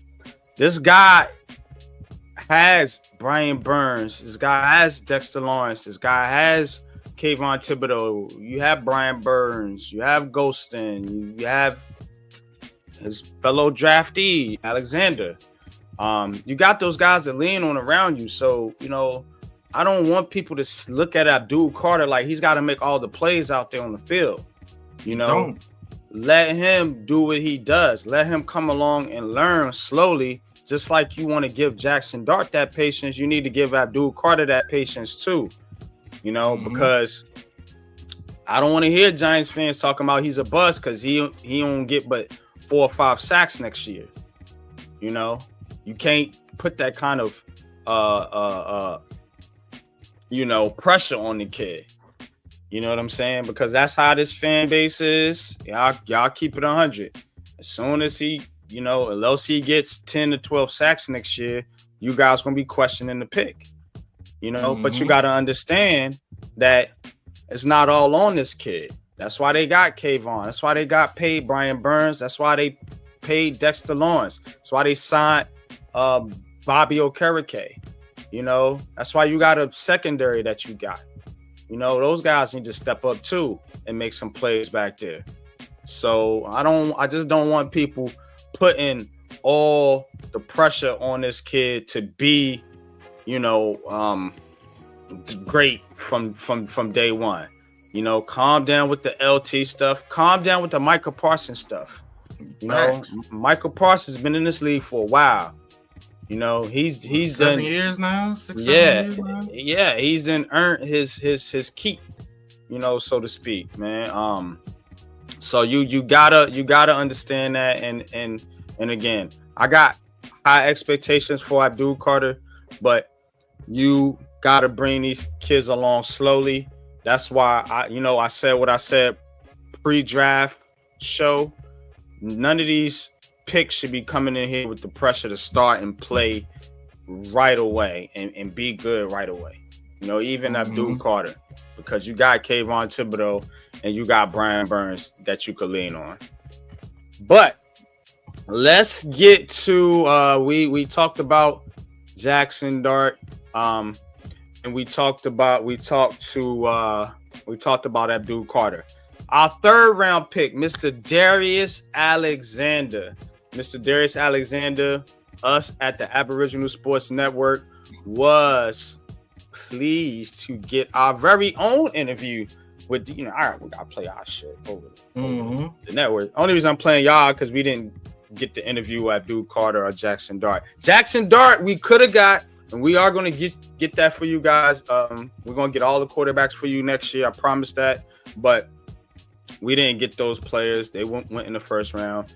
But some of these other guys we do have personal interviews with. So I'm going to get to that right now. Shout out to the Aboriginal Sports Network for our interview with Darius Alexander.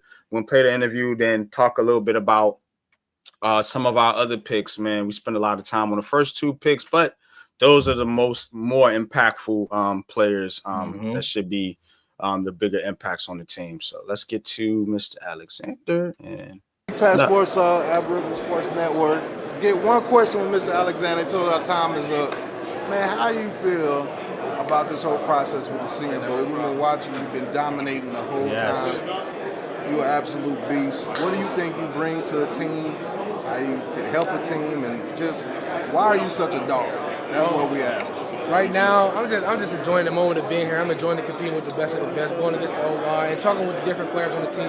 Just picking their brains as they pick mine, and just learning new things. As far as like with a team, what I have to offer for a team, I'm a guy who's gonna come in to work, put his head down. I'm willing to do whatever the coach is asking, and I want to work hard. I want to win.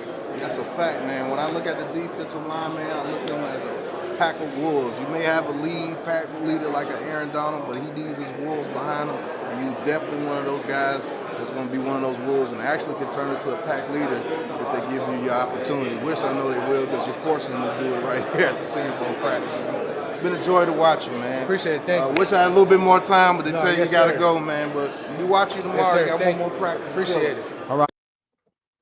all right, man. Shout out to you, Pat, man, for asking a dope question and a dope comment there at the end. Every leader needs his pack of wolves. That's what stuck out to me. That comment right there. Every leader needs his pack of wolves. We got wolves. You know, Darius Alexander, he got Dexter Lawrence. You know, Dexter Lawrence is the quote unquote leader of this defense. He's the captain, I should say. Now, Darius Alexander can be one of those wolves. You know, how does he fit in this defense, particularly on the D line, next to a guy like maybe Dexter Lawrence? You know, I kind of gave you a scenario earlier of how they might line up, you know, with a guy like Golston on the end. That's just the D line, you know, the D line, not the linebackers. Yeah. DA, as I'm going to call him, Darius Alexander. When he's on that defensive line with Dex, Brian Burns, Thibodeau, or Abdul Carter, I believe his role, first and foremost, is to get up the field. If they're going to double team Dexter Lawrence the whole game, you have to make them pay, leaving you one-on-one. And then you have to be able to shed to whatever side the running back is going to and get up the field. Because if you can do that consistently, it's going to be an absolute issue, and it makes Abdul Carter's job easier holding the edge, or Brian Burns' job easier holding the edge, or Kayvon Thibodeau. Now, let's just say we went with the scenario earlier with him, Dex, Thibodeau, and Burns, and Abdul Carter at the off-ball position. He will be the one that will allow Abdul Carter or Bobby O to shoot the gap and go make those tackles behind the line of scrimmage when you're double teaming Dex. And if you're forcing that guard's hand, making him move in the backfield, where is the running back going to go? You can't go to the outside because Bobby O and Abdul Carter have the ability to run side to side. If Thibodeau's doing his job holding the edge, where are you going to go? you're not going to get too many yards unless somebody blows their assignment. That's the defense that they're building. We're going to be solid the whole time unless somebody blows their assignment. I don't think this line is going to get bullied anymore. I don't. Unless somebody blows their assignment, that's the only way you're going to gash us. But go ahead, NYG. Now, in this division, you know, we got Washington, who has Jaden Daniels, you know, they got their running back tandem, Robinson, Eckler. Same thing with Philadelphia. They got Barkley, they got Hurts there too. The Cowboys, I know they added a running back too, I think, this draft. So our run defense, can we contain some of the running offenses in our division? Because I think if we could do that, Pat, I think if we can contain the running game of Philadelphia and of Washington and make those quarterbacks throw, you know, Jaden Daniels is going to be better at it than any of them. But again, I would rather him be throwing than, you know, running up the sideline 40 yards, 50 yards. So if we can put them in those positions to force those quarterbacks to throw, you know, I think the Giants can be very competitive in this division. The question is, can we do that with the players that we have? Can we make those teams one-dimensional by shutting down the run? I think this Alexander pick definitely helps, but I want you to elaborate more on that, on if we can do it, and if we can, how do we get that done? Yeah, the question is if. It's always going to be if, because we haven't done it. So we're going to have to see us go out there and play against teams that can run the ball very well. Now, on paper, it should be no question we should be able to do it. You know what I'm saying? With Darius Alexander, Dex in the middle, or Chauncey Golston, or Ledbetter, or Ricky Sears-Anderson. You know what I'm saying? And then we got people like Nacho, DJ Davidson, Jordan Riley, Garcia, all those guys. We should be able to do it. We should be able to keep a healthy rotation of defensive linemen, be able to keep them fresh throughout the whole game. Now, the edge is different. Can Tamon Fox step up? Or can the Arizona guys step up to where those guys could get rest, where it's just not a 3-guy rotation? We'll see. But as far as the defensive linemen, we should be fresh the whole game. And we have 4 good runs, really 5. Alexander, Dex, Golston, Ledbetter, and Anderson. So we really got 5 run stoppers.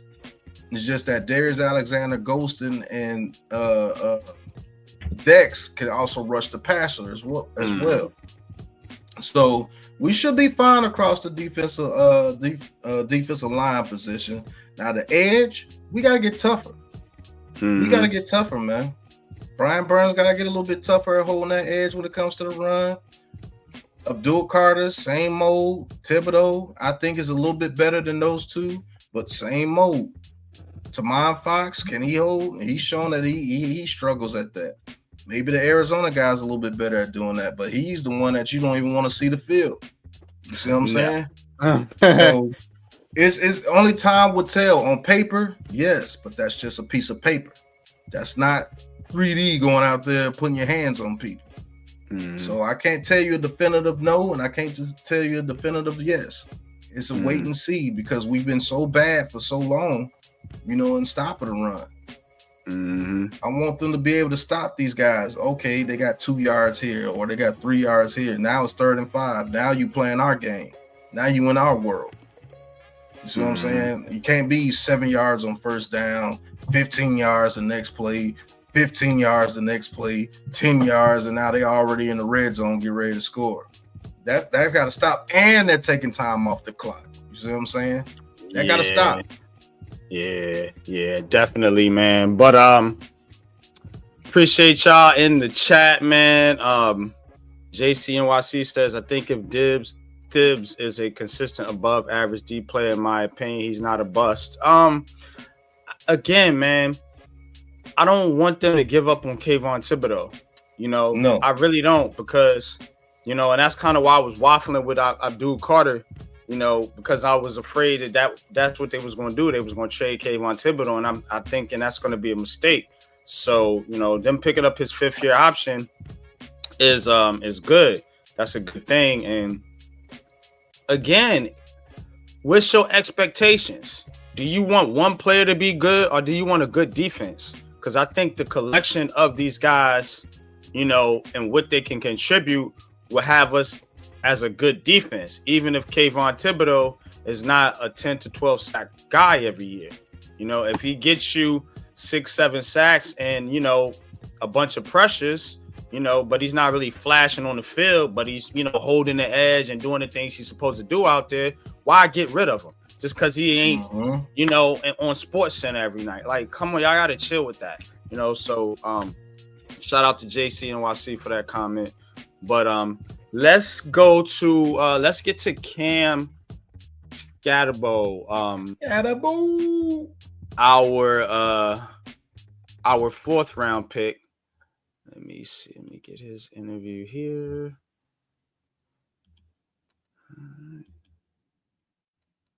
All right. Scatterbo.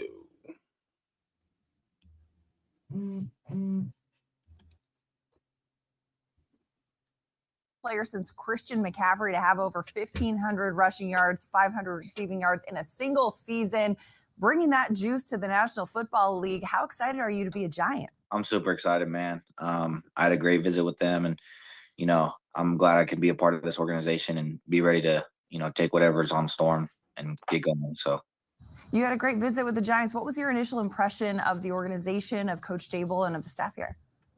Yeah, I had a good time there. I enjoyed every conversation I had, and every coach that I've talked to in that facility was very positive, very, mindful of who I am. And, they appreciated the way I play. And, I appreciate them the way, they're picking in the draft. So, they're doing a good job. And, I'm excited to be a part of the team and get ready to work for them.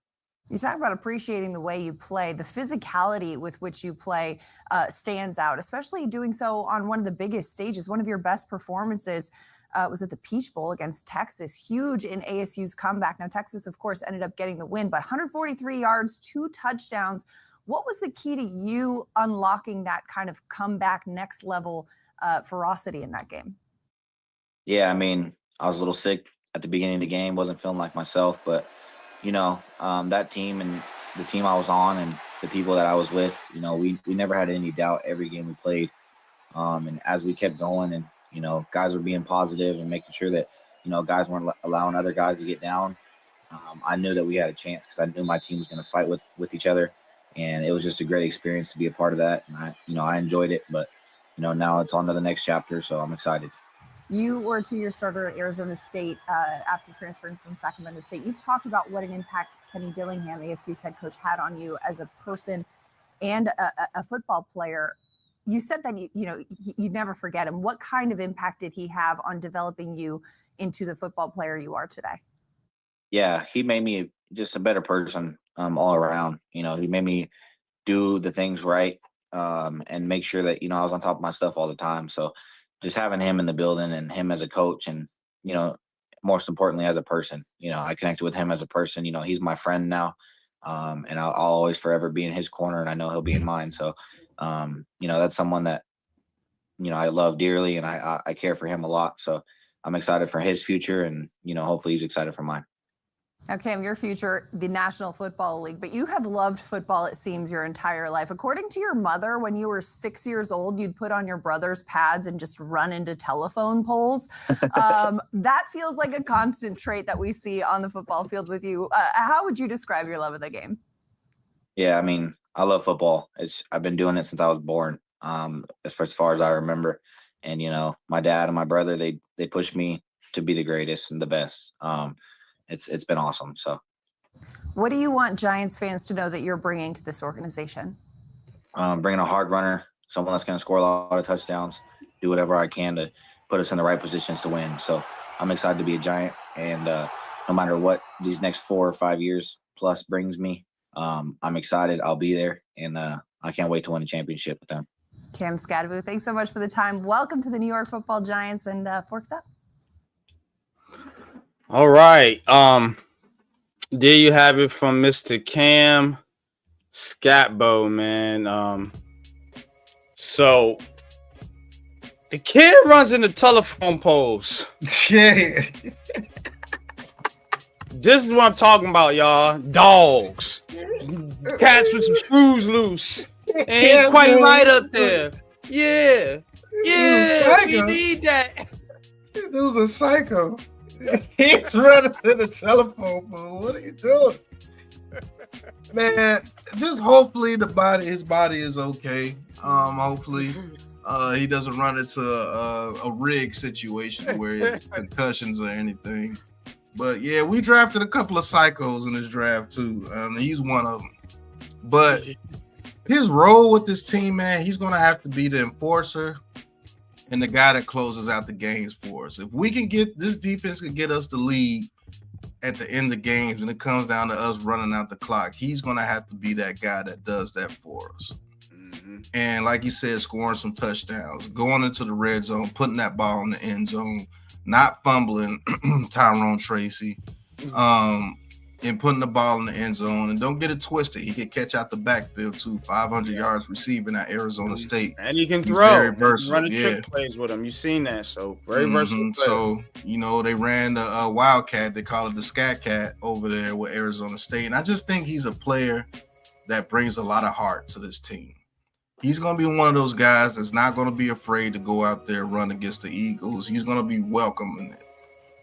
Yeah, come try to hit me because I'm definitely coming to try to hit you. And he's those guys that are going to make some people make some business decisions. And when you got guys making business decisions, guess what? They're going to lose the game. So he's going to be that guy that we go to be the enforcer, man. I truly believe that, man. But what do you think about Mr. Psycho Cam Scatterbo running the telephone poles, man? That shit crazy as hell. Yo, man. Scatbo's my dude, man. One of my favorite players in this draft. I'm glad we got him, man. I was so psyched, bro, to get Scatbo where we got him, because I know about energy, man. And I know when you got a player like that that's giving it his all, that's infectious on your team. And you're going to start to see players on the New York Giants rise their level of play. When you got guys like Neighbors, when you got Scatbo, when you got a Jackson Dart, guys is going out there giving it their all, being dogs out there on the field, playing with toughness. And as far as, look, you seen him lower his shoulders and run people over, run through people instead of around people. You got Tyrone Tracy that'll run around people. I want somebody that's going to run through you. That's what Scatbo does. Straight up, north and south. You know what I'm saying? Let's go. It was either him or Ali Gordon for me. We got him in the fourth. Cool. Let's go. Because that's what the Giants have been missing. Y'all, we watch the games. We call the games every Sunday. We see the team. We see the plays that they succeed and they fail at. Time and time again, this team has been lacking to pick up third and shorts. Third and short. Most teams can pick that up nowadays because your offensive line and your running back. Boom, boom, boom, boom, boom.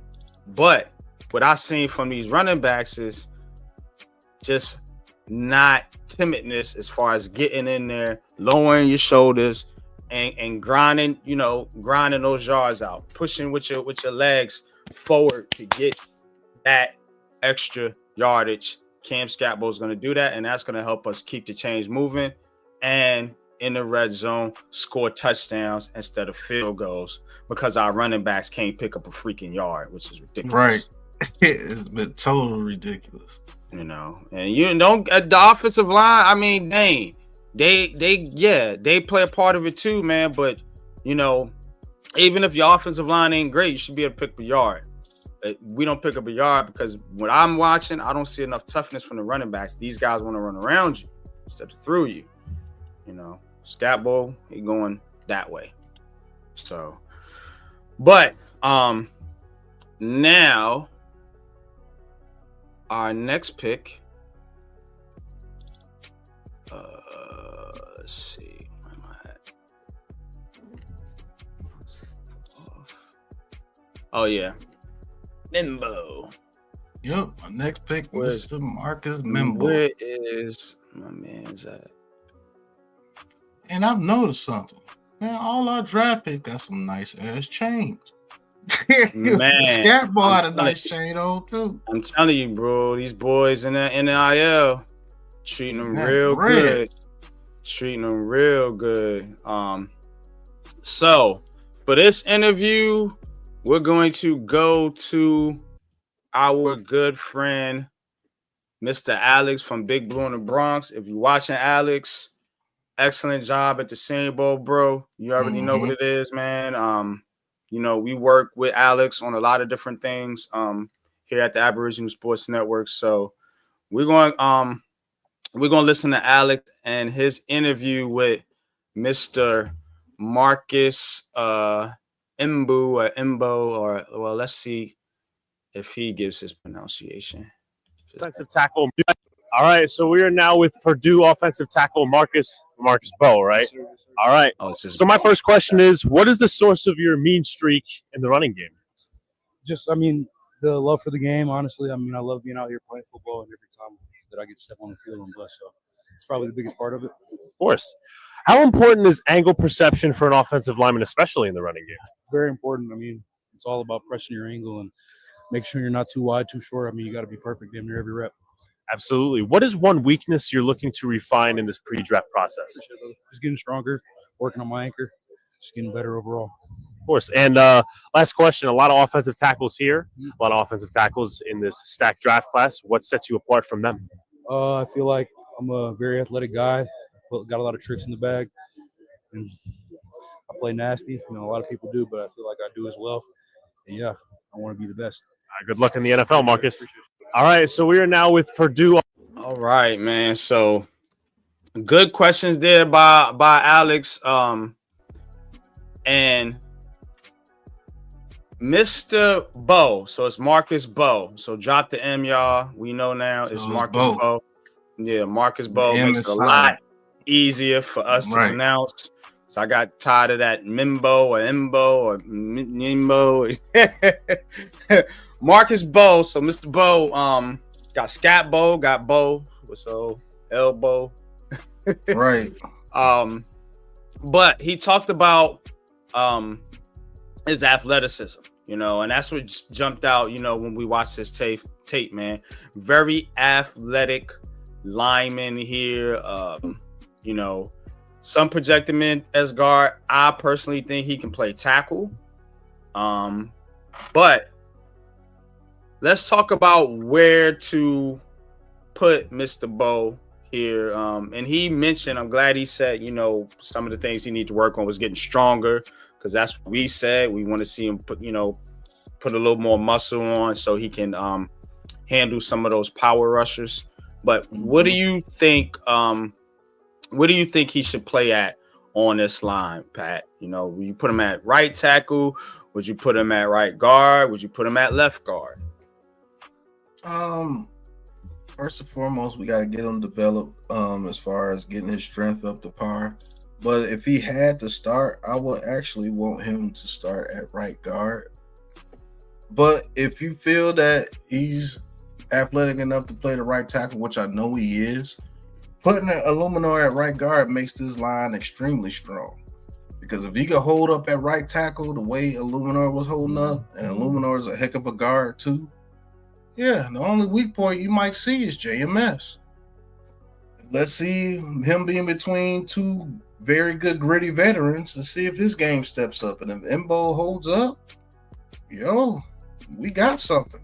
But Embo, he allows you to run that zone run scheme. Bowe, that's right. Bowe allows you to run that zone scheme. I know which is they're trying to run over here with the New York Giants. And I think we got a hit, man. I still don't know how this dude dropped to the 5th round. It's crazy to me. He was rated like the 5th or 6th best offensive lineman, not just tackle, lineman. Lineman, yeah. And he dropped to the 5th. It's absolutely insane. But I think we got one here, man. And I think he will be starting very soon. I do believe that. Yeah, I think I think they wanted to upgrade from Van Rotten. For sure. You know, they went after Will Fries, didn't work out, you know, and now they get this kid in the 5th. You're right. That's crazy work. But now with Bo, he said he need to get stronger, and said he need to work on his anchor. But that aside, you know, we got Scat Bo, we got Mbo or Bo. Do you think our run game is better? I should say, and given the scheme that we know we're gonna run now, New York Giants always had a good running game. You know, throughout the years, had good running backs. Do you see the return of the New York Giants running game with Scat Bo, and Tyrone Tracy now? It can be, but it's up to the philosophy of the head coach. Just gonna be honest with you. If they wanna, if that's part of the philosophy, yes, it can be. We have a power running game now with Scat Bo, and we have, you know, the outside with Tracy. You can do, and Tracy's a heck of a runner on the inside as well. And don't get it twisted with Scat Bo. He has a little wiggle. Go to the outside. He can get to the outside as well. So if we are a team that wants to run the ball, there's no reason why we can't run the ball. But if we're a team that wants to continue to throw it to Wan'Dale Robinson in the flat 150 times, that's what we will do. But it's up to the head coach. And that's why I think the only one that's on the hot seat is Brian Daboll. Yeah. I truly believe that now. Yeah. So we're going to see, man, what's our philosophy? Yeah, what is the philosophy of the New York Giants? And we will figure that out. But, I mean, Marcus Bo, welcome to the New York Giants. And, man, if I'm telling you, if they get him out there at tackle, and we got 2 legit tackles and him and Andrew Thomas and 2 legit guards with Illuminor and Runyon, I'm telling you. Then you got you know, Kubis and whoever else they want to put in there to compete as backup linemen. And Rotten still here. You can go and get another veteran if he leaves. But Giants got to keep building on this offensive line and continue to stack these players. We got a little bit of depth at the guard position. We got Van Rotten, we got Stinney, we got Bo, we got Kubas, Illuminor in them, man. I mean, not Illuminor, but what's Azudu? They gotta step up, but they might not make this team. Yeah, I do want them to. I wish they would have went and got that backup center. Jake Majors, Texas. Yeah, but they ended up not getting them. We're gonna go through the UDFAs here in a little bit. But let's get through the rest of these interviews. I got 3 more for you. They're gonna be quick though. So Thomas Fedone II. Giants ended up getting him in the 7th round.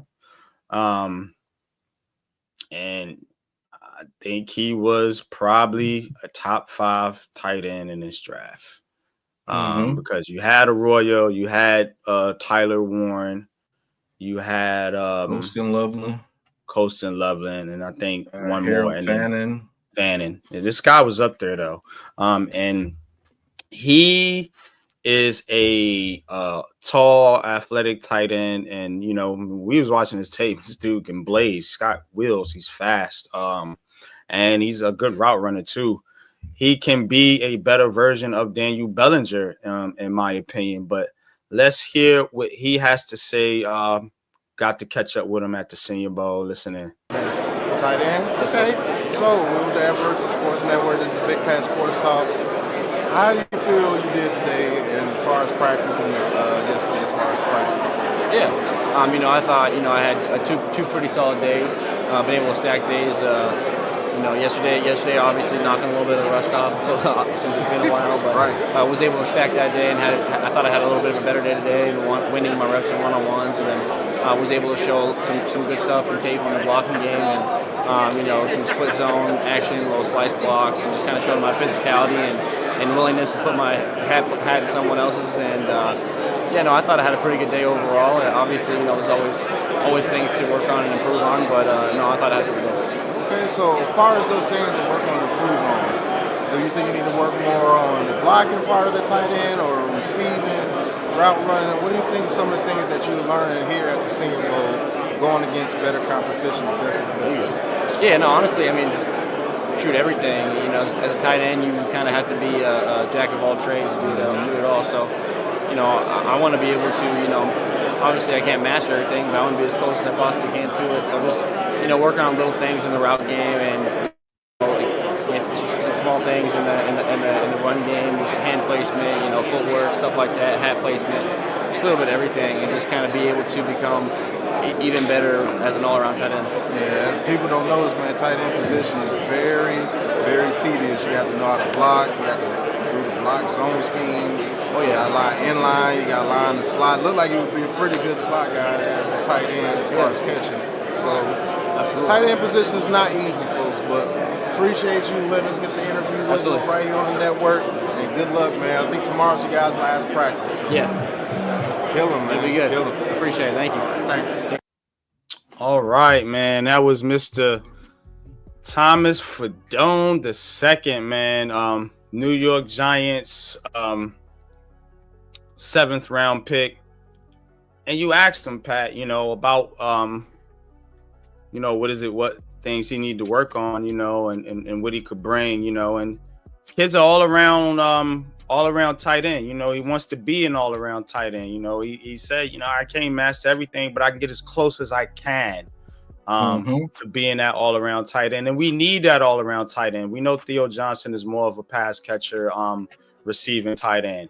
If this kid can be a legit all around tight end and can actually be a better version of Daniel Bellinger, because I don't think the Giants like Daniel Bellinger. I don't know why.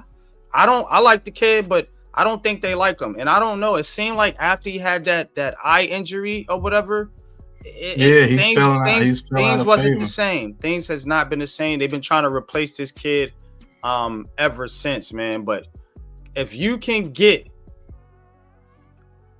Thomas Fedone II to be a better version of Daniel Bellinger, him with Theo Johnson doing this, sign me up, man. You got legit threats out there now in your receiving core, because you got 2 good tight ends. You got Malik Neighbors, you got Darius Slayton, and you got 2 dynamic running backs. See, I think the Giants are going more to a run-based offense, and I think somebody told Brian Daboll, look, you can't do that pass happy shit over here in the NFC East. You need to formulate some type of run game, control the clock, and let your defense eat. And I think a guy like this allows you to do that, man. Look, the dude can play, man. This dude can play, man. I like the tape, man. But what do you see, Pat? Go ahead. Yeah, he's another one of those guys that brings toughness to your offense and to your team in general. He definitely will be a better version of Daniel Bellinger.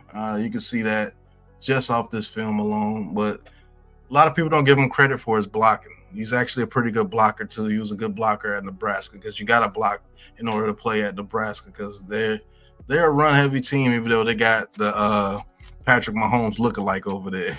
And that's all he is a lookalike.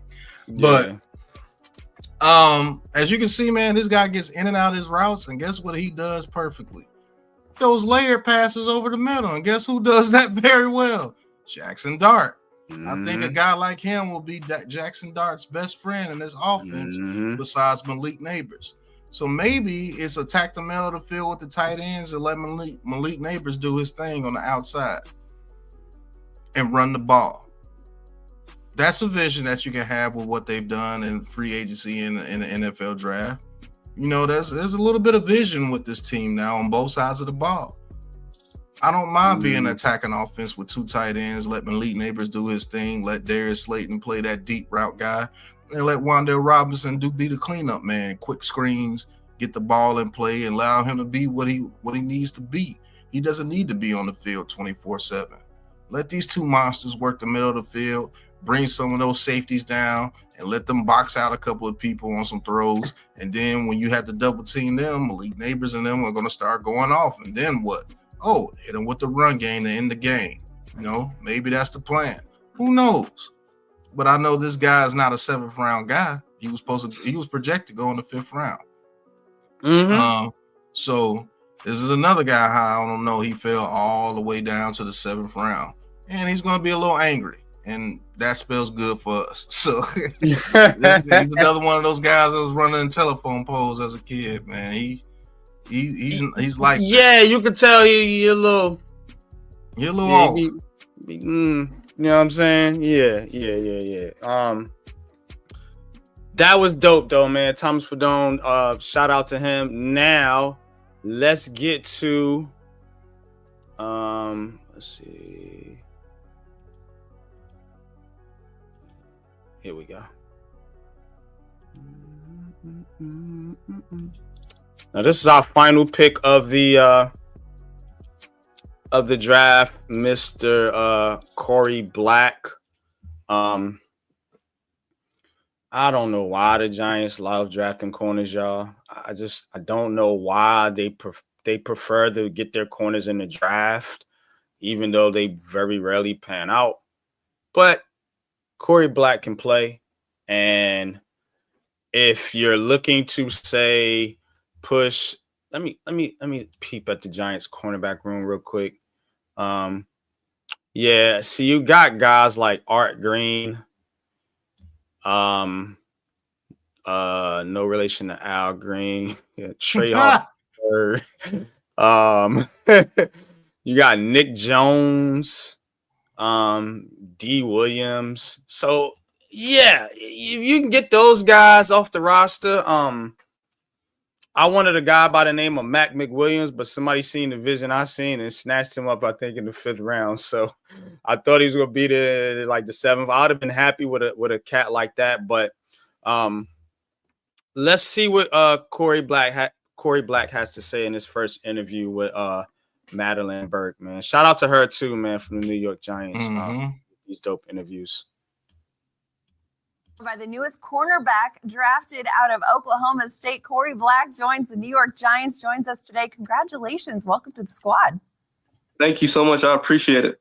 Happy to have you here. I know you came out here for a 30 visit. What was that process like? What was your initial impressions on Coach Dable and Joe Schoen and this Giants organization? It was amazing. That was my first time ever being in New York. So just, being able to see the city as well as, just me and the staff and everybody in the building was a great experience for me. And I was able to learn a lot from, for the organization. That's cool. That's your first time in New York, though. And now you're going to be moving to the area. Is it intimidating at all? Are you excited for it? Yeah, I'm excited. I'm not too intimidated. I'm just, ready to, start this new chapter in my life. But for the most part, it's exciting for real. What have your conversations been like with Coach Dable and the coaching staff about what they see and envision out of you coming to the Giants? Coming in as a, kind of developing and just, helping as much as I can for the team, as well as just really helping on special teams. As I get my feet wet for, this new chapter, new level that I'll be on, but, looking forward to playing with the defense too as well, but just wherever I can fit to help the team. How would you describe your game? What would you think is your biggest strength? Just, playing like man coverage, press coverage, as well as off zone as well. But, really been looked at as, just like athletic, being able to use my speed, my length, my arms and stuff like that real well. But, just coming in, I'm ready to showcase everything. What do you want Giants fans to know about you as you head to New York? That we'll come in, I'm ready to work and, really help the team out any way as possible. And I'm very excited to be there. Giants cornerback Corey Black, welcome to the NFL. Thanks so much for taking the time. Yes, ma'am. Thank you. All right. So, Again, man, Corey Black, new New York Giants cornerback. Where should he play? Meaning nickel, or slot, as they say, or on the outside, behind Banks and Adebo. Where you think his best spot is at, Pat? I think his best spot is on the outside, but he could play in the nickel or dime or wherever you want to bring him in. He can play there as well. Well, I know where he will play in the beginning of his career is special teams for sure. This dude's a special teams ace. I think he could be a very good guy on special teams. Yes, he is a track star, 4.34 speed, 6 foot, long arms. And this is a guy that people like. Deonte Banks is not developing.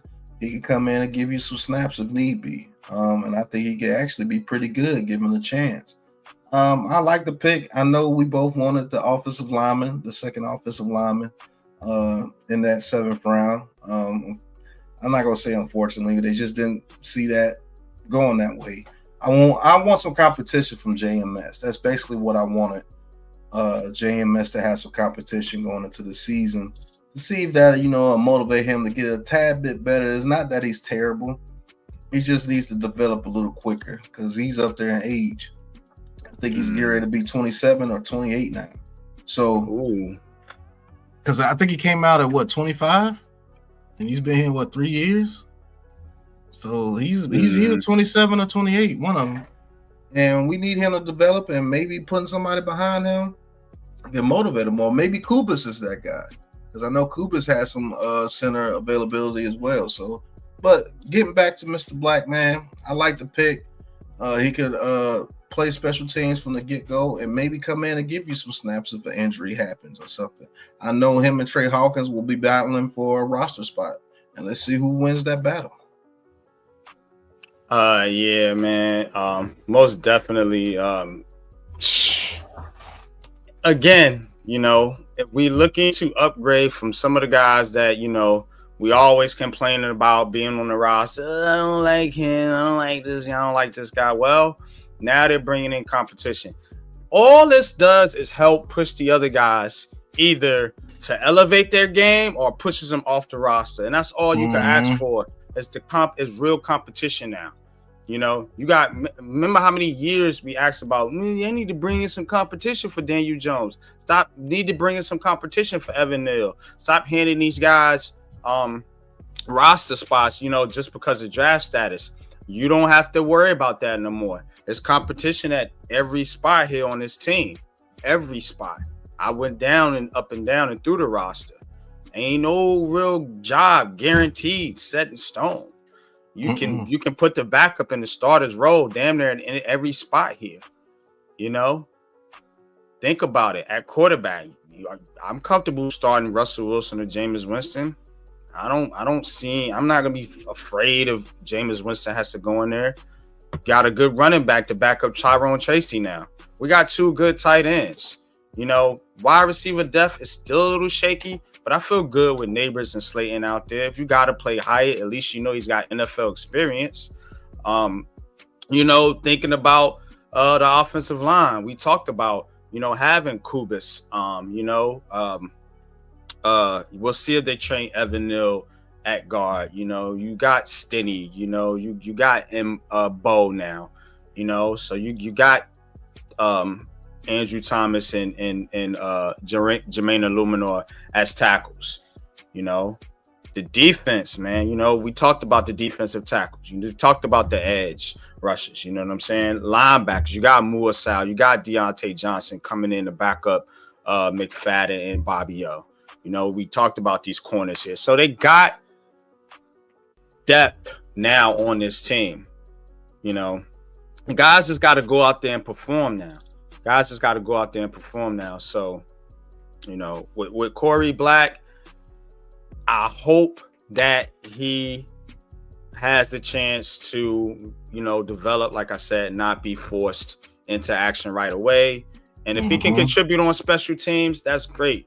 You know, the Giants put so many emphasis on special teams. I feel like every year, and the special teams be one of the worst parts of the team. So, you know, it's like, all right, now those depth pieces that supposed to be on special teams can actually be on special teams and not starting on defense or offense. So I like I think the special teams gets better just in that sense in regard, because you don't got to put them in the starting roles. All right. Now, the last thing we're going to do here, and then I'm going to open the call lines up here for about 15, 20 minutes, then we're going to dip. I want to look at these undrafted free agents real quick. And we're going to get this information from our good friend, Bobby Skinner. Hey, look for Bobby Skinner to be on network here very soon. Who now has his own show, his new show, the Giants Nation show. So, you know, I shared the information to the people that we deal with on this network.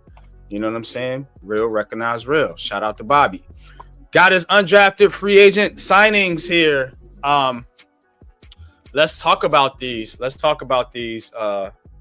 Now we got Bo Collins, wide receiver out of Notre Dame.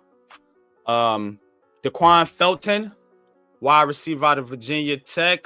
We got an interview with DeQuan Felton, and we're gonna talk about DeQuan Felton here in just a little bit.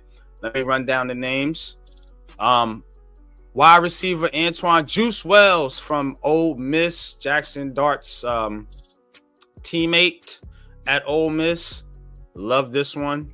Pairing quarterback with receiver from same school. Always works well. My man from UNC, shout out to Nate McCollum, UNC wide receiver. Louisiana wide receiver Dylan Cambry. Wide receiver out of Gardner Webb, Jordan Bly. That's Dre Bly's son. Yeah, I remember Dre Bly.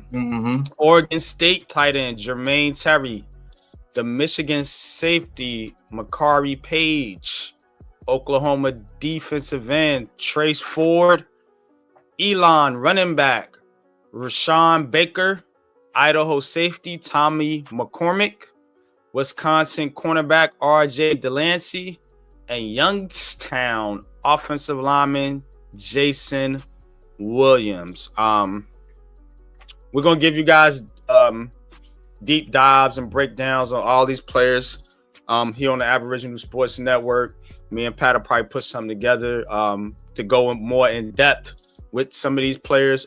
But out of all these cats, man, who's got you excited from this list, Pat?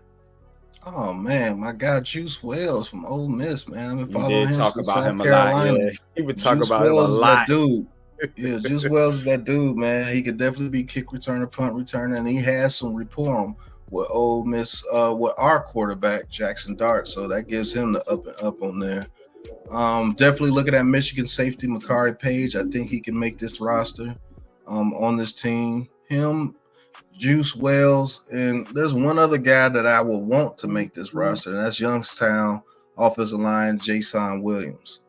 I want him to push Azudu off the roster. Nothing against Azudu, but Azudu's been here for 4 years now, and looks like he has not developed at all. So out of those guys, you know, those are the three guys that I think that can make this roster. Bo Collins is pretty good too. And he is that bigger receiver that we don't have. So maybe he can come in, you know, make a splash. Maybe Bryce Ford Wheaton is pushed off. You know, so who knows? Given a chance, Collins, 6'3", 202. So shout out to him.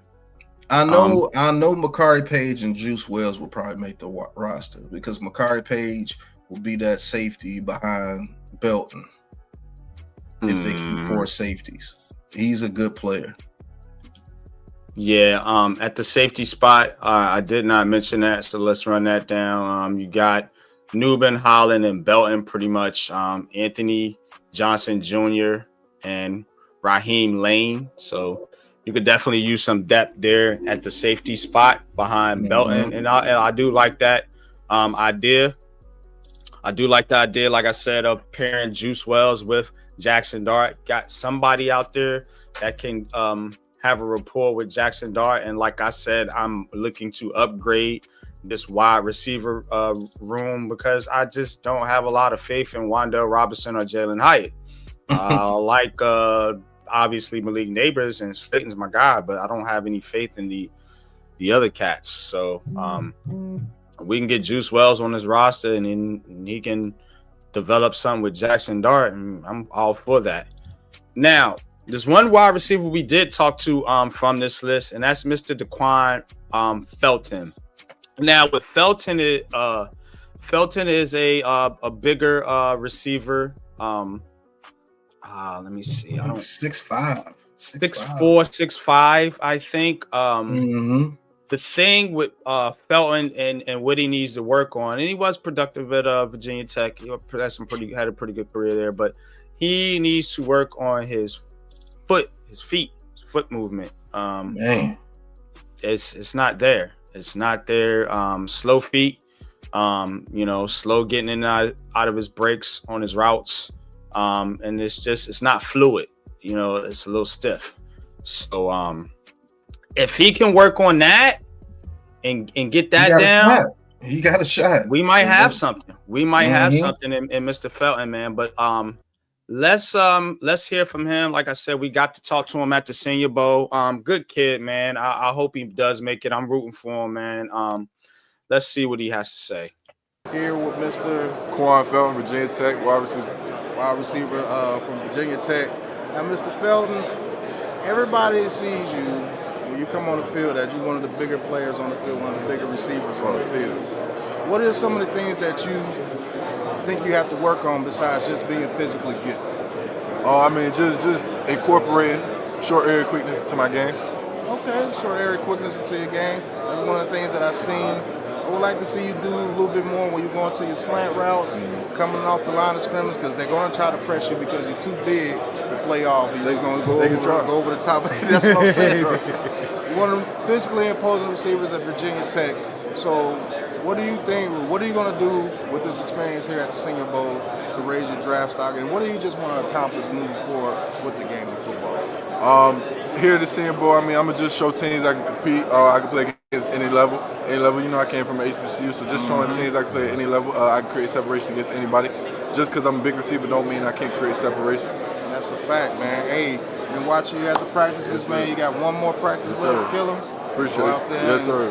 Let the Most High take everything else Yes, for sir. you, man. Appreciate that. Appreciate you. Yes, sir. All right, man. So that is Mr. Daquan Felton.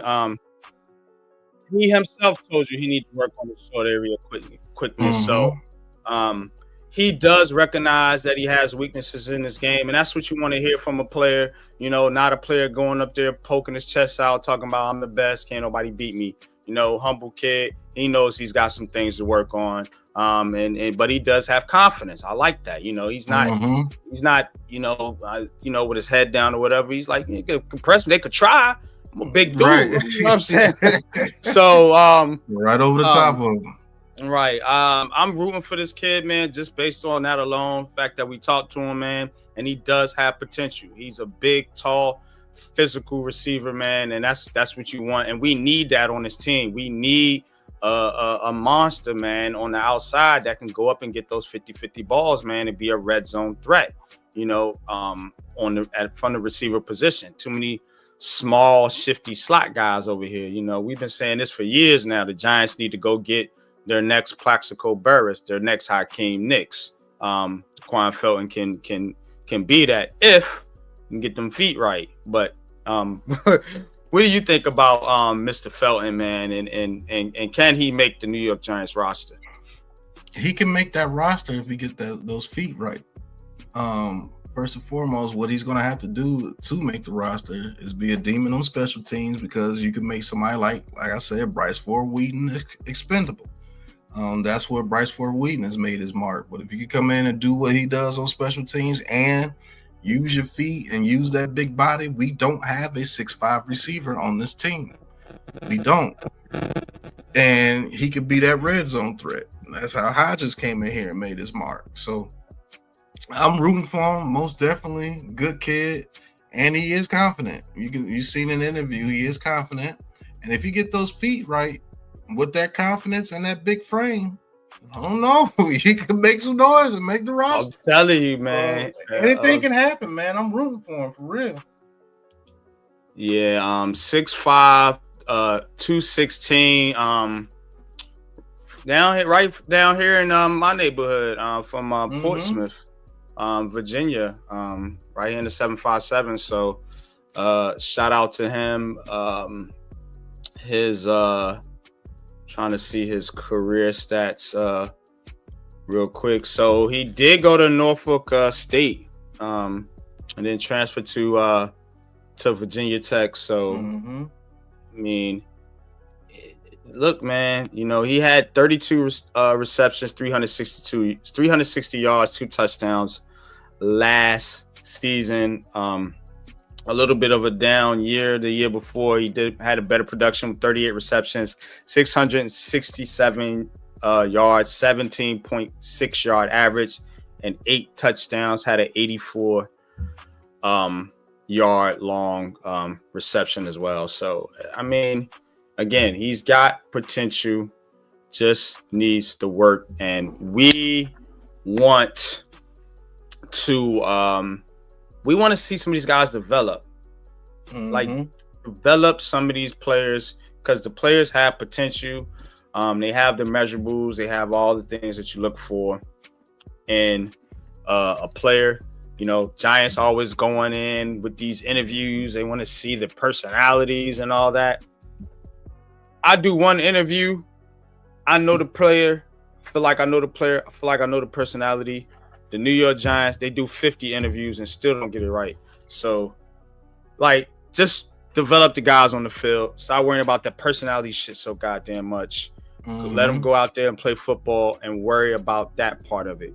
But we're going to take a small break, and then we're going to open up the call lines and let you guys call in and tell us what you think about the New York Giants draft and what they have done so far here in this offseason with the undrafted free agents and everything. So, again, if you like this show, check out New York Giants Full Access with your boy Big Pat Sports Talk, man. That is our sister show, man. We do New York Giants stuff over there too, and over here on New York Giants Conversation. So tap into both, and you will get all the news and all the Giants notes and your Giants fix right here on the ABS Network.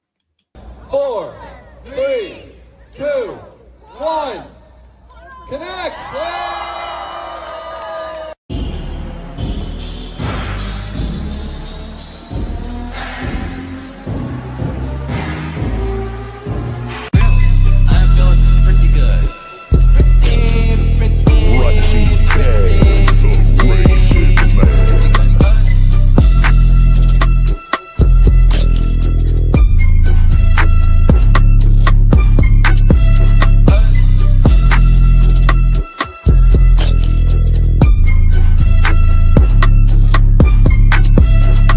Thank you guys for tuning in, and look,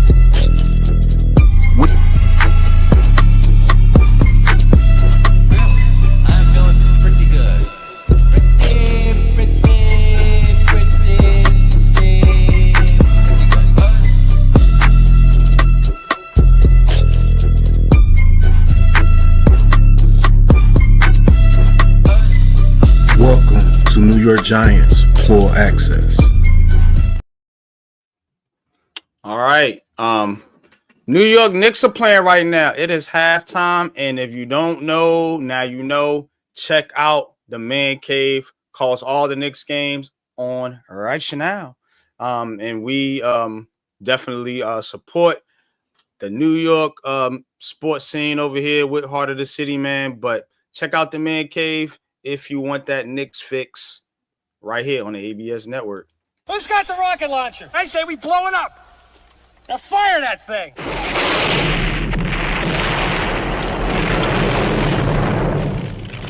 It's for the city of sports, playing with a giant Nick. With my man S. God. That's him. You feel the vibe? That's me. We going live. That's us. That like button shared, you been subscribed. Stadium. That MetLife, Big Blue, home of the Braves. Yeah. That turnpike, you can see that's where the game's played. NFL one day, then it's the NBA. Madison Square Garden, that's where the Knicks play. This that NY Logan, no it don't get broken. Legalized, mean this shit smoking. I'm on topic, dropping another episode. The game winner, trade, maybe a field goal. Everybody right now doing the wave. You tune in the show called The Man Cave. I see the chat, they always doing their thing. Big views, 85-inch screen. The game's on, you rush and bleed. Stay calm, you on the road and chill. Do the watch along, the show's on. The host, you know it's S-God. It's no telling the panel filled with guest stars. You're now rocking with the voice, you know what it is. It's your boy J Boogie. You're now rocking with my man S-God. I support him to the fullest, you heard? My man Mike Blaze. This is Alter Production. What that mean, we about to alter everything that's playing. Tune in. My man S.God. Support the show. Subscribe, share it. Most importantly, hit that like button.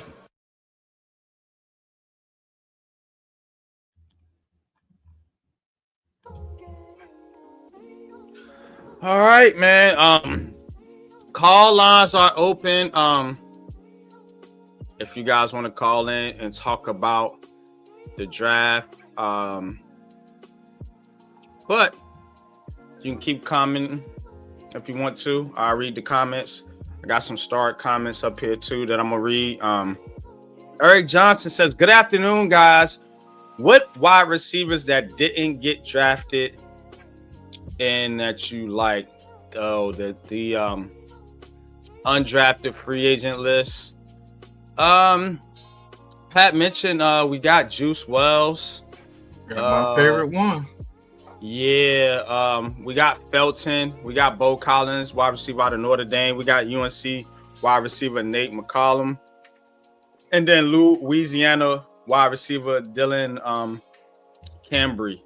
So those are the wide receivers guy. They picked up another tight end too, Jermaine Terry out of Oregon State. Myself, I'm gonna have to do a little bit more of a deep dive on. Well, I know about Juice Wells and Bo Collins, and Felton, but I'm gonna have to do a little bit, and McCollum from UNC, but I'm gonna have to do a little bit more of a deep dive on some of the other receivers. And there's a lot of receivers that didn't get drafted, Pat. I don't think Tez Johnson got drafted. So it was another guy that didn't get drafted. Oh, I'll tell you. It was Andrew Armstrong, receiver out of Arkansas. I don't know how that dude didn't get drafted, man. 6'3", 6'4", 205. Was leading the SEC. I don't think Isaiah Bond got drafted either, did he? No, Isaiah Bond didn't get drafted. I think it's some legal issues. Yeah, with Isaiah Bond, but man, Andrew Armstrong is an absolute beast. I wonder who picked him up, man, because he's a beast, man. I don't know how that kid didn't get drafted. Andrew Armstrong. Yep, he signed with the Miami Dolphins. Oh wow! Signed with the Miami Dolphins as an undrafted free agent, man. Wow. Okay. He's nice, man. And it gives them a big body receiver that they don't have. So hopefully they can use him the way that he's supposed to be used. Hey, it looks like we got our first caller. All right.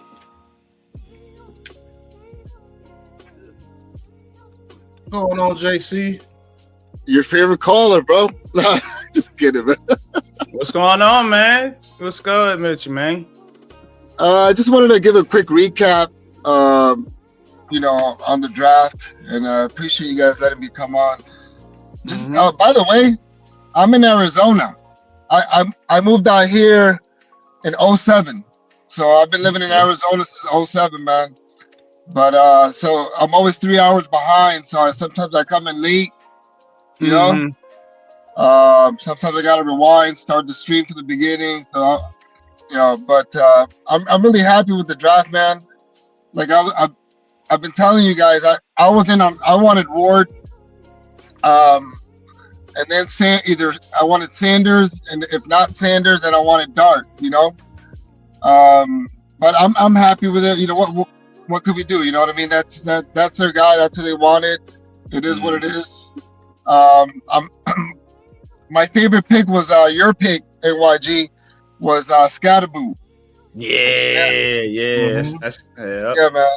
His balance, I mean, it's great, and his shiftiness. He's not like really fast, but he's got like good vision.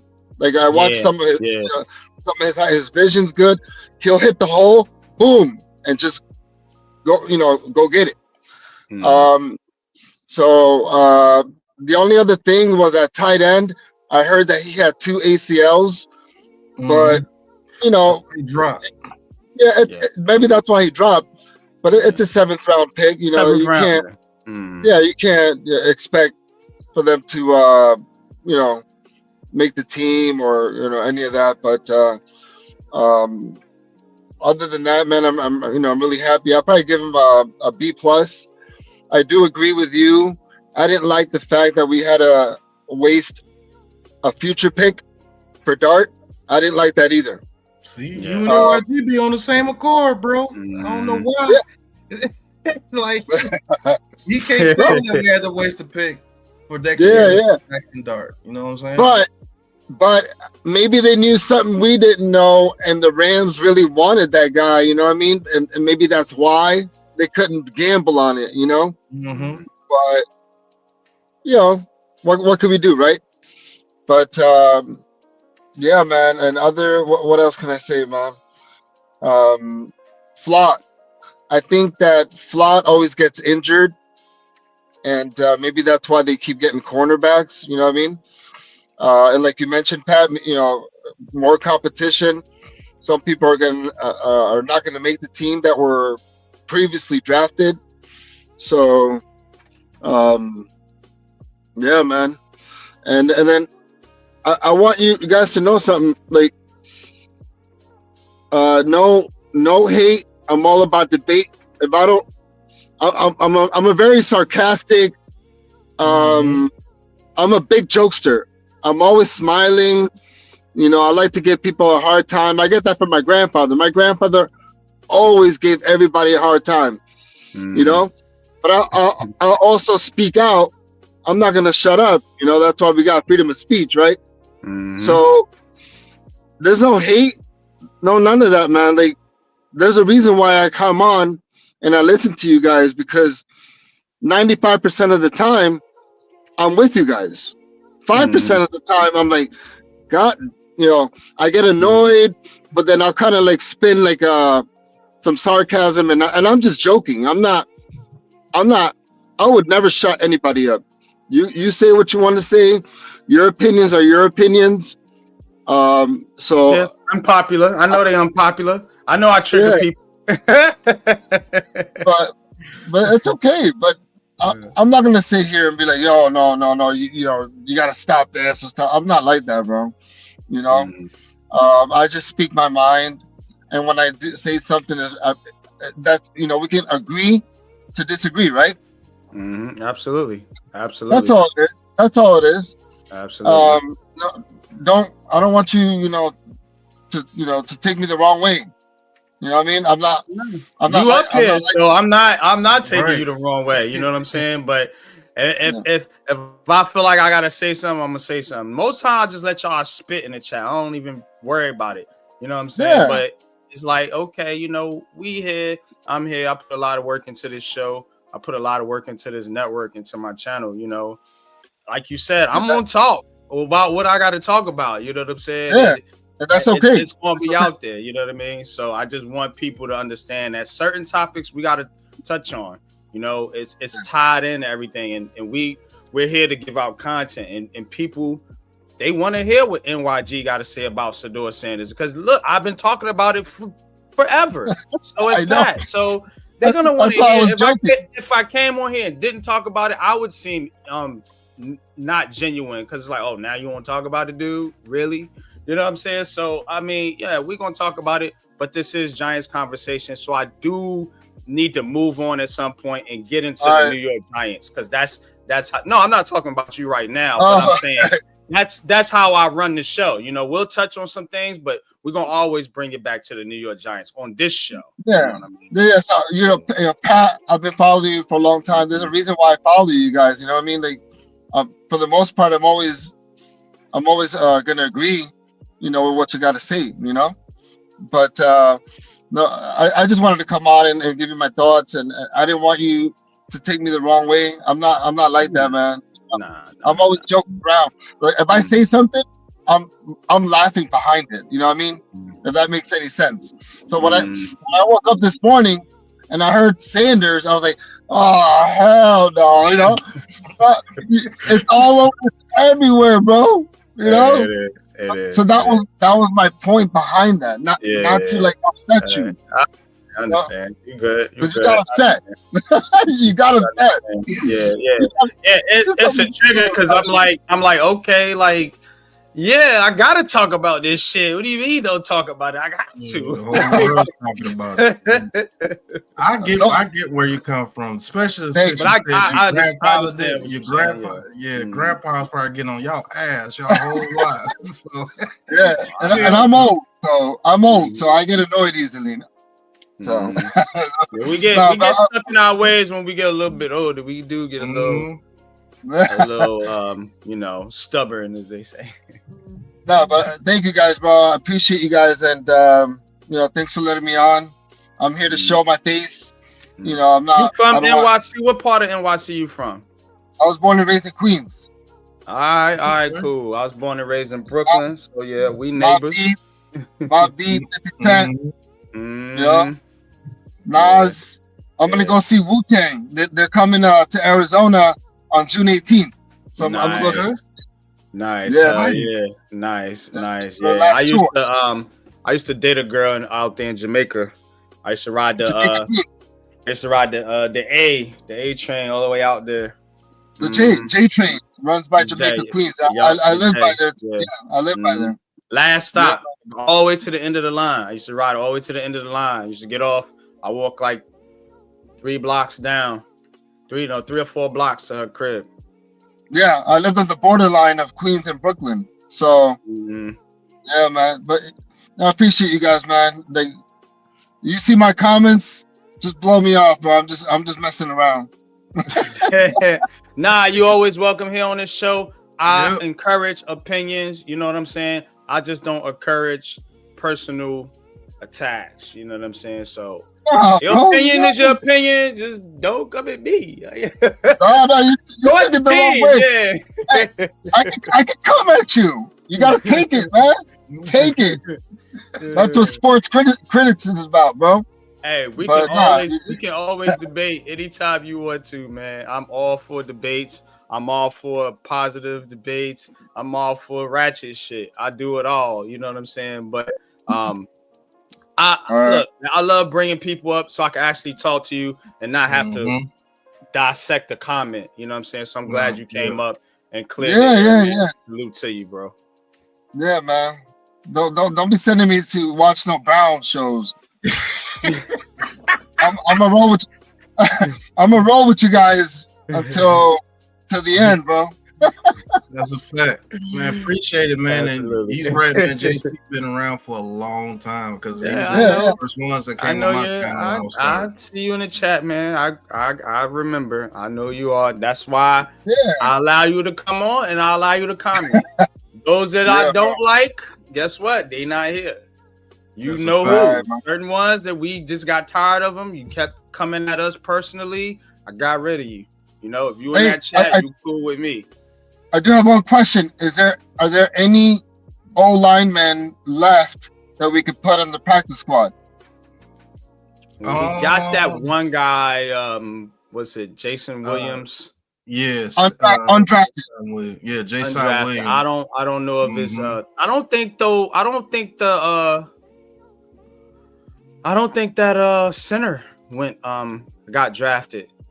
That's what I was Neither one of wondering. them centers got drafted. Seth McCoughlin or Jake Majors. I don't think either one of those guys got drafted. So I would like to see them as competition for JMS. I would like to see that. Yeah, I was gonna say let's hope they bring him on. You know, because I do agree with Pat. You know, this guy's getting older, and you know, hopefully he steps it up this year. You know, so all right, guys, I'm gonna go pick up my daughter, but you know, keep doing your thing, man. I'm always gonna roll with y'all. All right, man. Appreciate you, JC, man. Thank you, man. Appreciate your support, man. And keep bringing that fire. Keep bringing those comments, man. I ain't running from it. I'm gonna keep triggering it. Nah, just kidding, bro. All right, bro. All right, peace out. All right, have a good one, JC. All right, man. See you.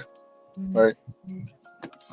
It looks like that center that we were looking at, Seth McClellan, was still available. I don't know if he signed with anybody yet, but we'll see. I think they are still available. I think he is still available. I'm refreshing the Giants Twitter. I don't see any other moves that they made as far as undrafted free agents are concerned. So I think the last move they made, they're bringing Quashawn Fuller into minicamp.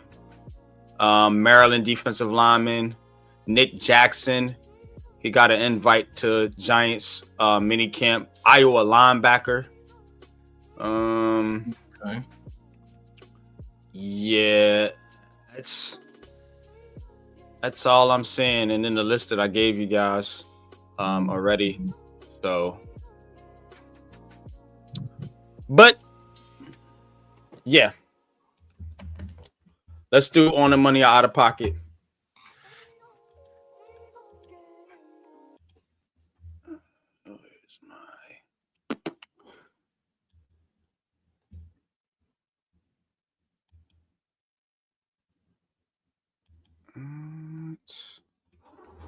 Hang on.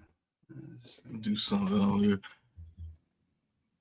On the money or out of pocket, presented by the Aboriginal Sports Network on Giants Conversations. Out of money or out of pocket? Are you on the money or are you out of pocket?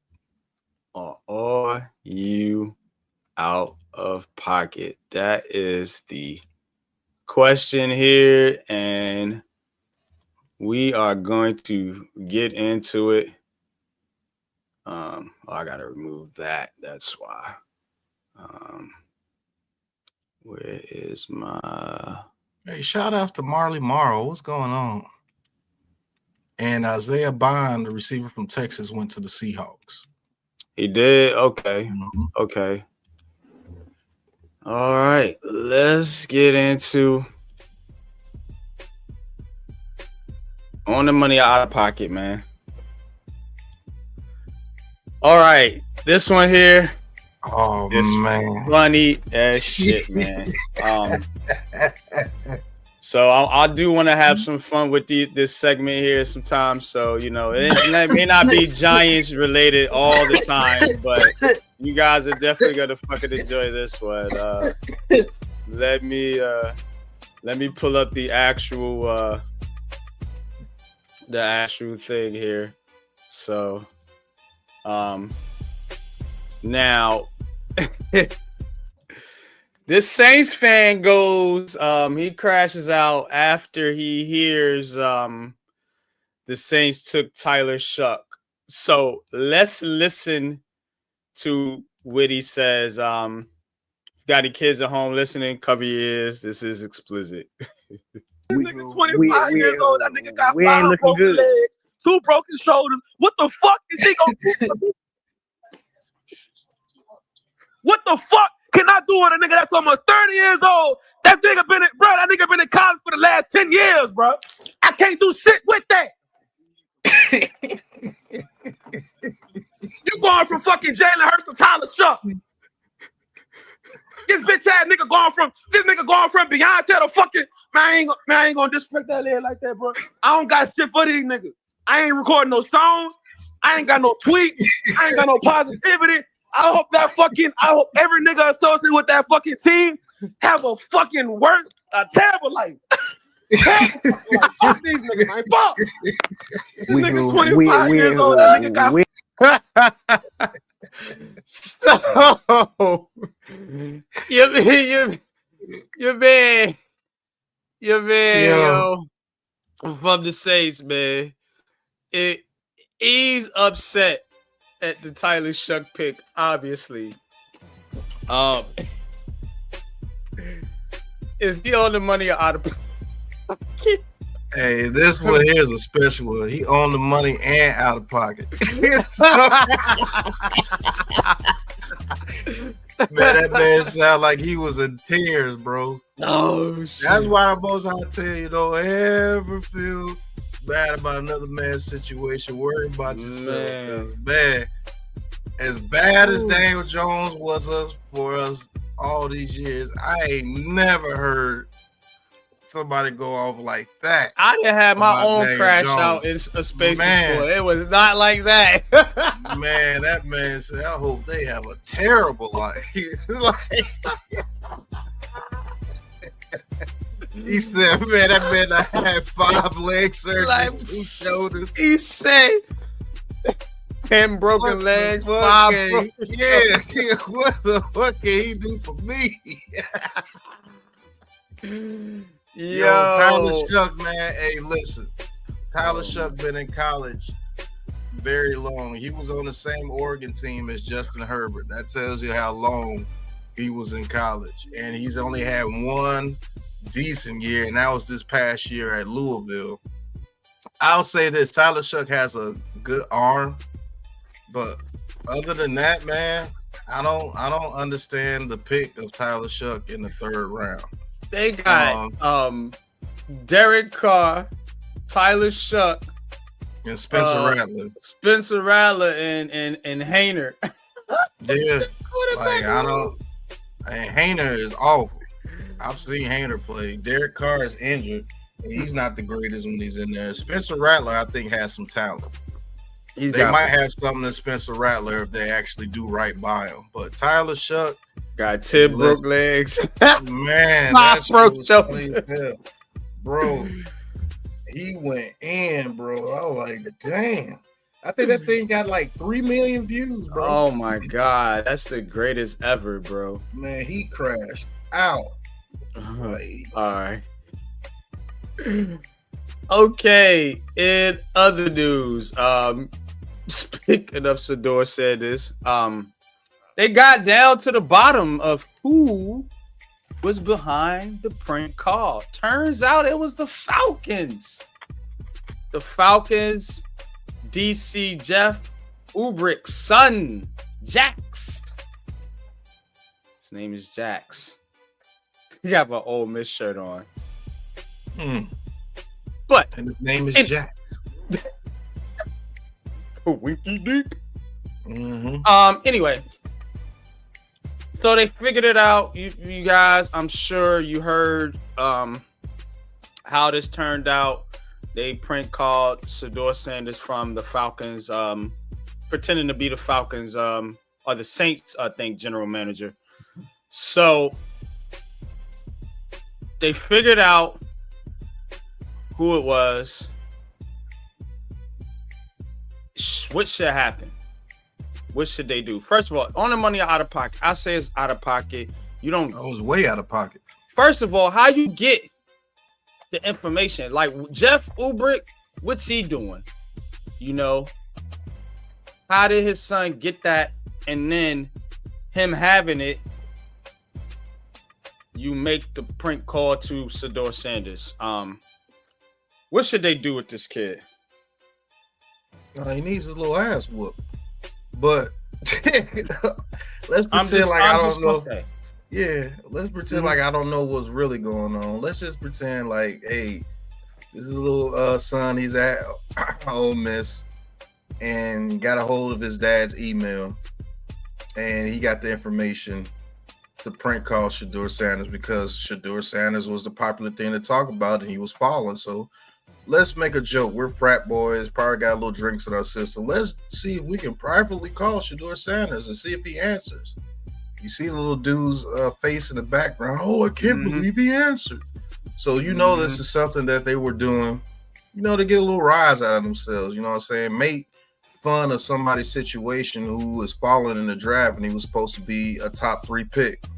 And some people had him as the number 1 pick for like 2 months before the draft. So these little dudes, you know what I'm saying? If somebody pulled up on them, probably pissed their little pants. You know what I'm saying? It's a bunch of nonsense and kids trying to, make fun of somebody's situation where they're going through in their lives. So they out of pocket and they need their little asses whooped. That's basically it. I think they out of pocket too, and I agree with you. But if a brother does something like this, he's on his top, and he probably going to jail. That's why I asked you what shit happened to Lil Jax here, for doing what he did. I don't know if you hacked. I don't know if you hacked his, or he just Jeff Ubrick is just sloppy with his information. He's got phone numbers laying on his desk or whatever. Or you went there and hacked and found and got into his account, stole his password or whatever. Whatever the situation is, I think there need to be some reprimand here for cats doing some shit like this, man, because it's not right. And to be honest, the NFL don't got no problem putting disciplining everybody else for shit they didn't even do. Something needs to happen here. I don't know what they're gonna do about this, but I would imagine that something should come down, either the DC and or his son for doing and that. I will put this out there. There's a lot of people that are out of pocket because the tight end from Penn State got called when the Jets were on the clock. They prank called him. It's about 10 guys that got prank called. So that might be an NFL situation allowing that to happen. You know what I'm saying? So it's just a bunch of dumb little kids doing some stuff, man, thinking stuff is funny. Now, if Shadur Sanders will pull up to him, then what? If he smacks the shit out of him, then you're going to on the Sedor Sanders to go to jail. But you're still playing around with my life. You know what I'm saying? This is my life. This is what I do. My livelihood. You know what I'm saying? But everything comes back in circles. When he gets out of college and wants one of those little jobs, maybe somebody tells him to get a job and all of a sudden it was a prank call. You're going to have to wait a little bit longer, like you told Shadur Sanders. We'll see. Yeah, he's this little privileged kid that's doing some dumb stuff. Yeah, little prick. Jax. All right. Speaking of the New York Giants, man, the team has actually Jay says the team has actual fun and exciting players, and he's had 2 straight amazing off seasons. Absolutely has earned my trust back. Has Joe Shane earned your trust back?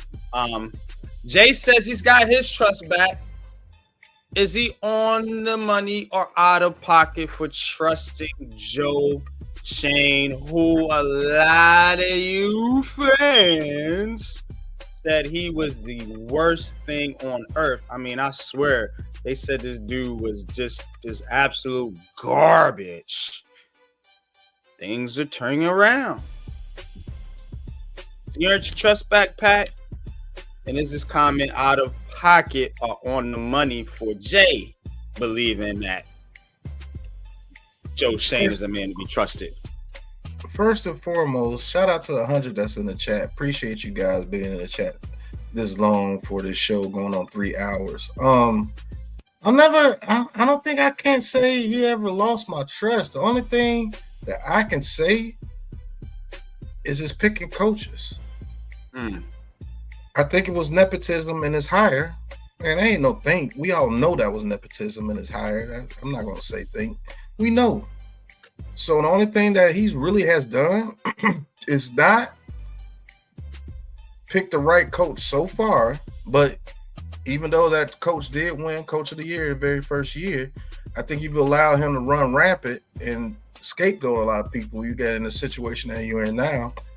But the only thing I don't have trust in him, and I don't think I'll ever have trust in him ever, is picking off his alignment. Unless Bo turns out to be pretty doggone good. His track record with offensive linemen has been a doo-doo. Got Evan Neal, Azudu, McKeithen, JMS is in question. Yeah. The best one I think he's gotten has been an undrafted free agent in Kubas. That's crazy work. So, yeah, I don't trust him as far as picking offensive linemen. And if he has to fire Brian Daboll, I got to see if he can earn my trust with hiring the next head coach. So, I can say on the money. I guess I got to say on the money. What about you, NYG? It is on the money. And I'm with you. I never felt like this dude was the real problem. I've always said it was Daboll. Daboll's the one that's got relationship issues with damn near everybody. Daboll's the ones that's out there, sabotaging the scheme to get Daniel Jones out of there.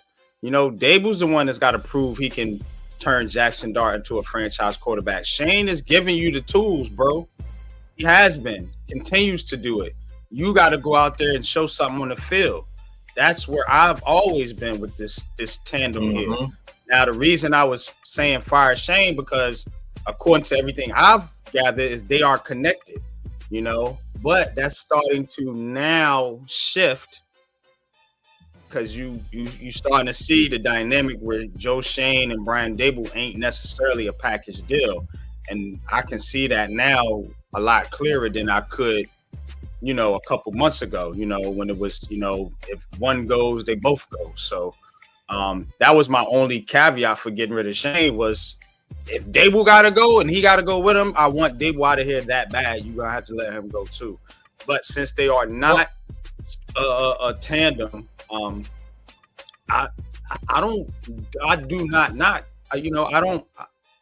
feel like he should be trusted to build a team, because I think he's built a solid foundation here. They got to go out there and prove it, and that is on the coach and the coaching staff.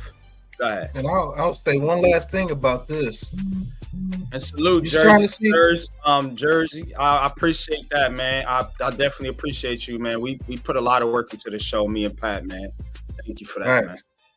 One thing you gotta pay attention to: the media with New York. They're starting to feature Joe Shane a whole lot more. And Brian Daboll is not as quick to talk as he was in the very beginning, because in the very beginning, there's a dynamic of them being best friends. They were pushing off of each other when it came to interviews and things. Now it's Brian Daboll sitting there looking until Joe Shane tells him to speak. You got to pay attention to things, man. And they're starting to feature Joe Shane a little bit more. So that's why I'm saying I think Joe Shane is safe. It's Brian Daboll that got to put himself back on the money, because right now he's out of pocket. Well said. Marley says fire Joe Shane. Still standing on that. I like some of the picks, but we're not. But we were this excited for Neal and Tibbs, and then again with Neighbors, the job isn't about the draft. I like Neighbors. I think he missed on Neal, but that's the criticism we're giving him. He can't hit on linemen. Yeah, that's what we said. But everything else, I don't think you're gonna get a perfect GM. But again, I think when you look at the roster, I kind of like it. I like it a lot. So I think he's did his job. We just got to put it out there, put a better product out there on the field. We had to do a special a show for the draft. This was a draft show. But shout out to you, man. I want to have you on this show one day. If you get time, have you as a special guest, man. I think that'll be dope. I think we got some difference of opinions, and I think that'll be a fire show, man. If you're willing to do that, hit me up and we can set that up. All right. Last one here on the Money Out of Pocket. Oh, and if you guys like this show, tweet me some of this stuff. I'll feature it. I'll make a big long slide of this stuff. I love to. It's funny. It's fun. Yeah, this part of the show is dope, bro. If you wanna send me in some stuff, if you guys got my Twitter, most of you do. So send me some of this stuff in, and I'll tag you in it and have your name in there, and we'll feature it on the Sunday show. on out of money or out of pocket. I think that'd be dope, having a fan, the fans and the followers tweet the stuff in as well. All right, last one. Speaking of Joe Schoen, Joe Schoen's son, tweeted out Jackson Dart highlights. This was on April 23rd, of course, before the draft. Joe Schoen's son reposted Jackson Dart's highlights. And Joe Schoen's son seems to be weirdly involved in decisions with the New York Giants and Joe Schoen. Famously, he said, told him to take Jaden Daniels. Was the quarterback he wanted. I guess the little Joker's a fan of Jackson Dart as well. It's the quarterback we ended up with. But he did tweet this out. Now, what I want to ask you guys is, we're talking about a kid here, obviously, but if you're Joe Schoen and you're looking at your son, man, is his son on the money or out of pocket for tipping the Giants draft picks? That's what I want to know. Is he on the money or out of pocket for tipping the Giants draft picks? Because that's clearly what he's been doing. Yeah. This is another special case. Right, Ghost Dog. Whoop his little ass too. Joe Schoen, get it done. But this is a case where little Shane was on the money, but he's out of pocket. Hey, listen, this may have been the guy that they wanted the whole time, but your little ass didn't have to let the world know this is not what we do over here. You out of pocket. You know what I'm saying? Yeah, this kid was right on Jaden Daniels, which wasn't hard to be right on Jaden Daniels. You just saw it. Hopefully, he is right about Jackson Dart. Now, we'll give this to the little kid, man. He is definitely involved in sports. Like, he really loves his dad, and he's behind his dad 100%. And I guess he's raising him well when it comes to the sports aspect. He might have a little GM on his hands. You never know. Uphold the family legacy. But you need your little ass whooped for being out of pocket, putting out your dad's information out there. Daddy Shane does not like information out there about what he's going to do as a GM. That's just how he works. This has been, I will say this has been the past 3 years, you haven't known what the Giants are going to do in the NFL draft. The only thing that we pinpointed is by analysis over years is those top 30 visits. Oh, yeah. Everyone. At least 2 or 3 of them. Everyone hit this year, bro. Yeah. Every one of their draft picks was a top 30 visit. Fit on. Every one of them. Bo, Alexander. Yeah. You right. Shit. Every last one of them. Every one. Even even felt in the UDFA. Yep. That he is was right. a top 30 visit. Yes. That's crazy.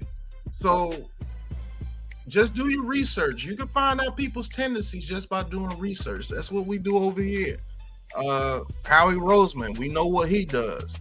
We were predicting all his picks during the draft, like what he's finna do. Guess what he's finna do, Trenches? He's either gonna be that defensive tackle here or this offensive lineman here. It's one of them. You know what I'm saying? So you can learn people's patterns just by studying the way they move, but you ain't got to put it out there, little Shane. You out of pocket, but you was on the money.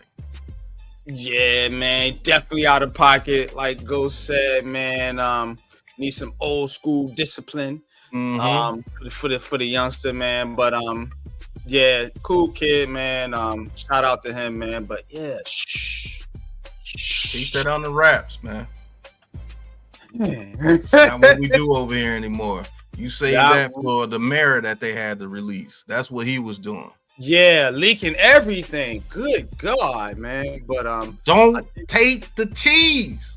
Right. Right. Oh man, we just need a good talking to. That's it. You do need a good talking to, man. But that has been On the Money or Out of Pocket, man, for this week, man. Definitely appreciate each and every one of y'all, man, for tapping into New York Giants conversation. Had to give you an extended hour today, man, because we had so much stuff to cover with all these players, all these interviews. We put a lot into this, y'all, this year with this draft season here. So I definitely appreciate y'all, man, for sticking with us and supporting us here with the Aboriginal Sports Network, you know, and we're gonna keep going, man. We're gonna keep it pushing. We're gonna keep bringing y'all the fire. You know, we are going to get a lot more heavy into college, into the draft, into HBCUs, into draft profiles, scouting reports, man. NYG boy, your boy got a scout on. I picked 2 gems out of the NFL draft. Yeah, he did, didn't he? That is Jalen Travis and Mr. Mac McWilliams. Both went higher, way higher than they were projected. And I scouted them with my very own eyes at the Senior Bowl. So you're going to see a lot more from me, definitely from Pat, from Coach K, TP, Rob, Zero, everybody else here on the Aboriginal Sports Network. We definitely appreciate you guys. Ghost Dog, I'm going to send you the link, man. Come backstage. We got class to get into, man. We doing a whole lot over here, man. So appreciate each and every one of y'all for tapping in. Everybody that commented today. Definitely appreciate y'all. Appreciate JC NYC for coming up on the show today. And guys, girls, whoever, don't be afraid to join the show. Hit that link and come up and talk to your boys. You know, I'm very humble when it comes to this platform, you know, and I'm gonna let you speak and allow you to get your thoughts out, you know, and say your piece, so to speak. Also, like I said, if you want to send in some things that you want to be featured on the Out of Money or Out of Pocket segment, if you see some crazy stuff out there, you want us to go in on it, send it in to my Twitter. My Twitter handle, right? Let me see. I got it right here. Let me get my handle out there. But send it in to me on Twitter, man, and I will feature it on this show. If you have anything cool that you guys want to send in and talk about, it's something that we could joke on, make fun of, and it don't got to be New York Giants related, just as long as it's not like nothing explicit or anything like that. But so, I'm damn sure gonna tell you if you out of pocket. I'm damn sure gonna tell you, boy, you out of pocket. Yeah, but that's my Twitter handle. Send that in to me, DM me at that Twitter handle right there, Kenny B81. But any last words, any last thoughts, man, before we get up out of here, Pat? Oh yeah, man. Just y'all keep tuning in to the show, man.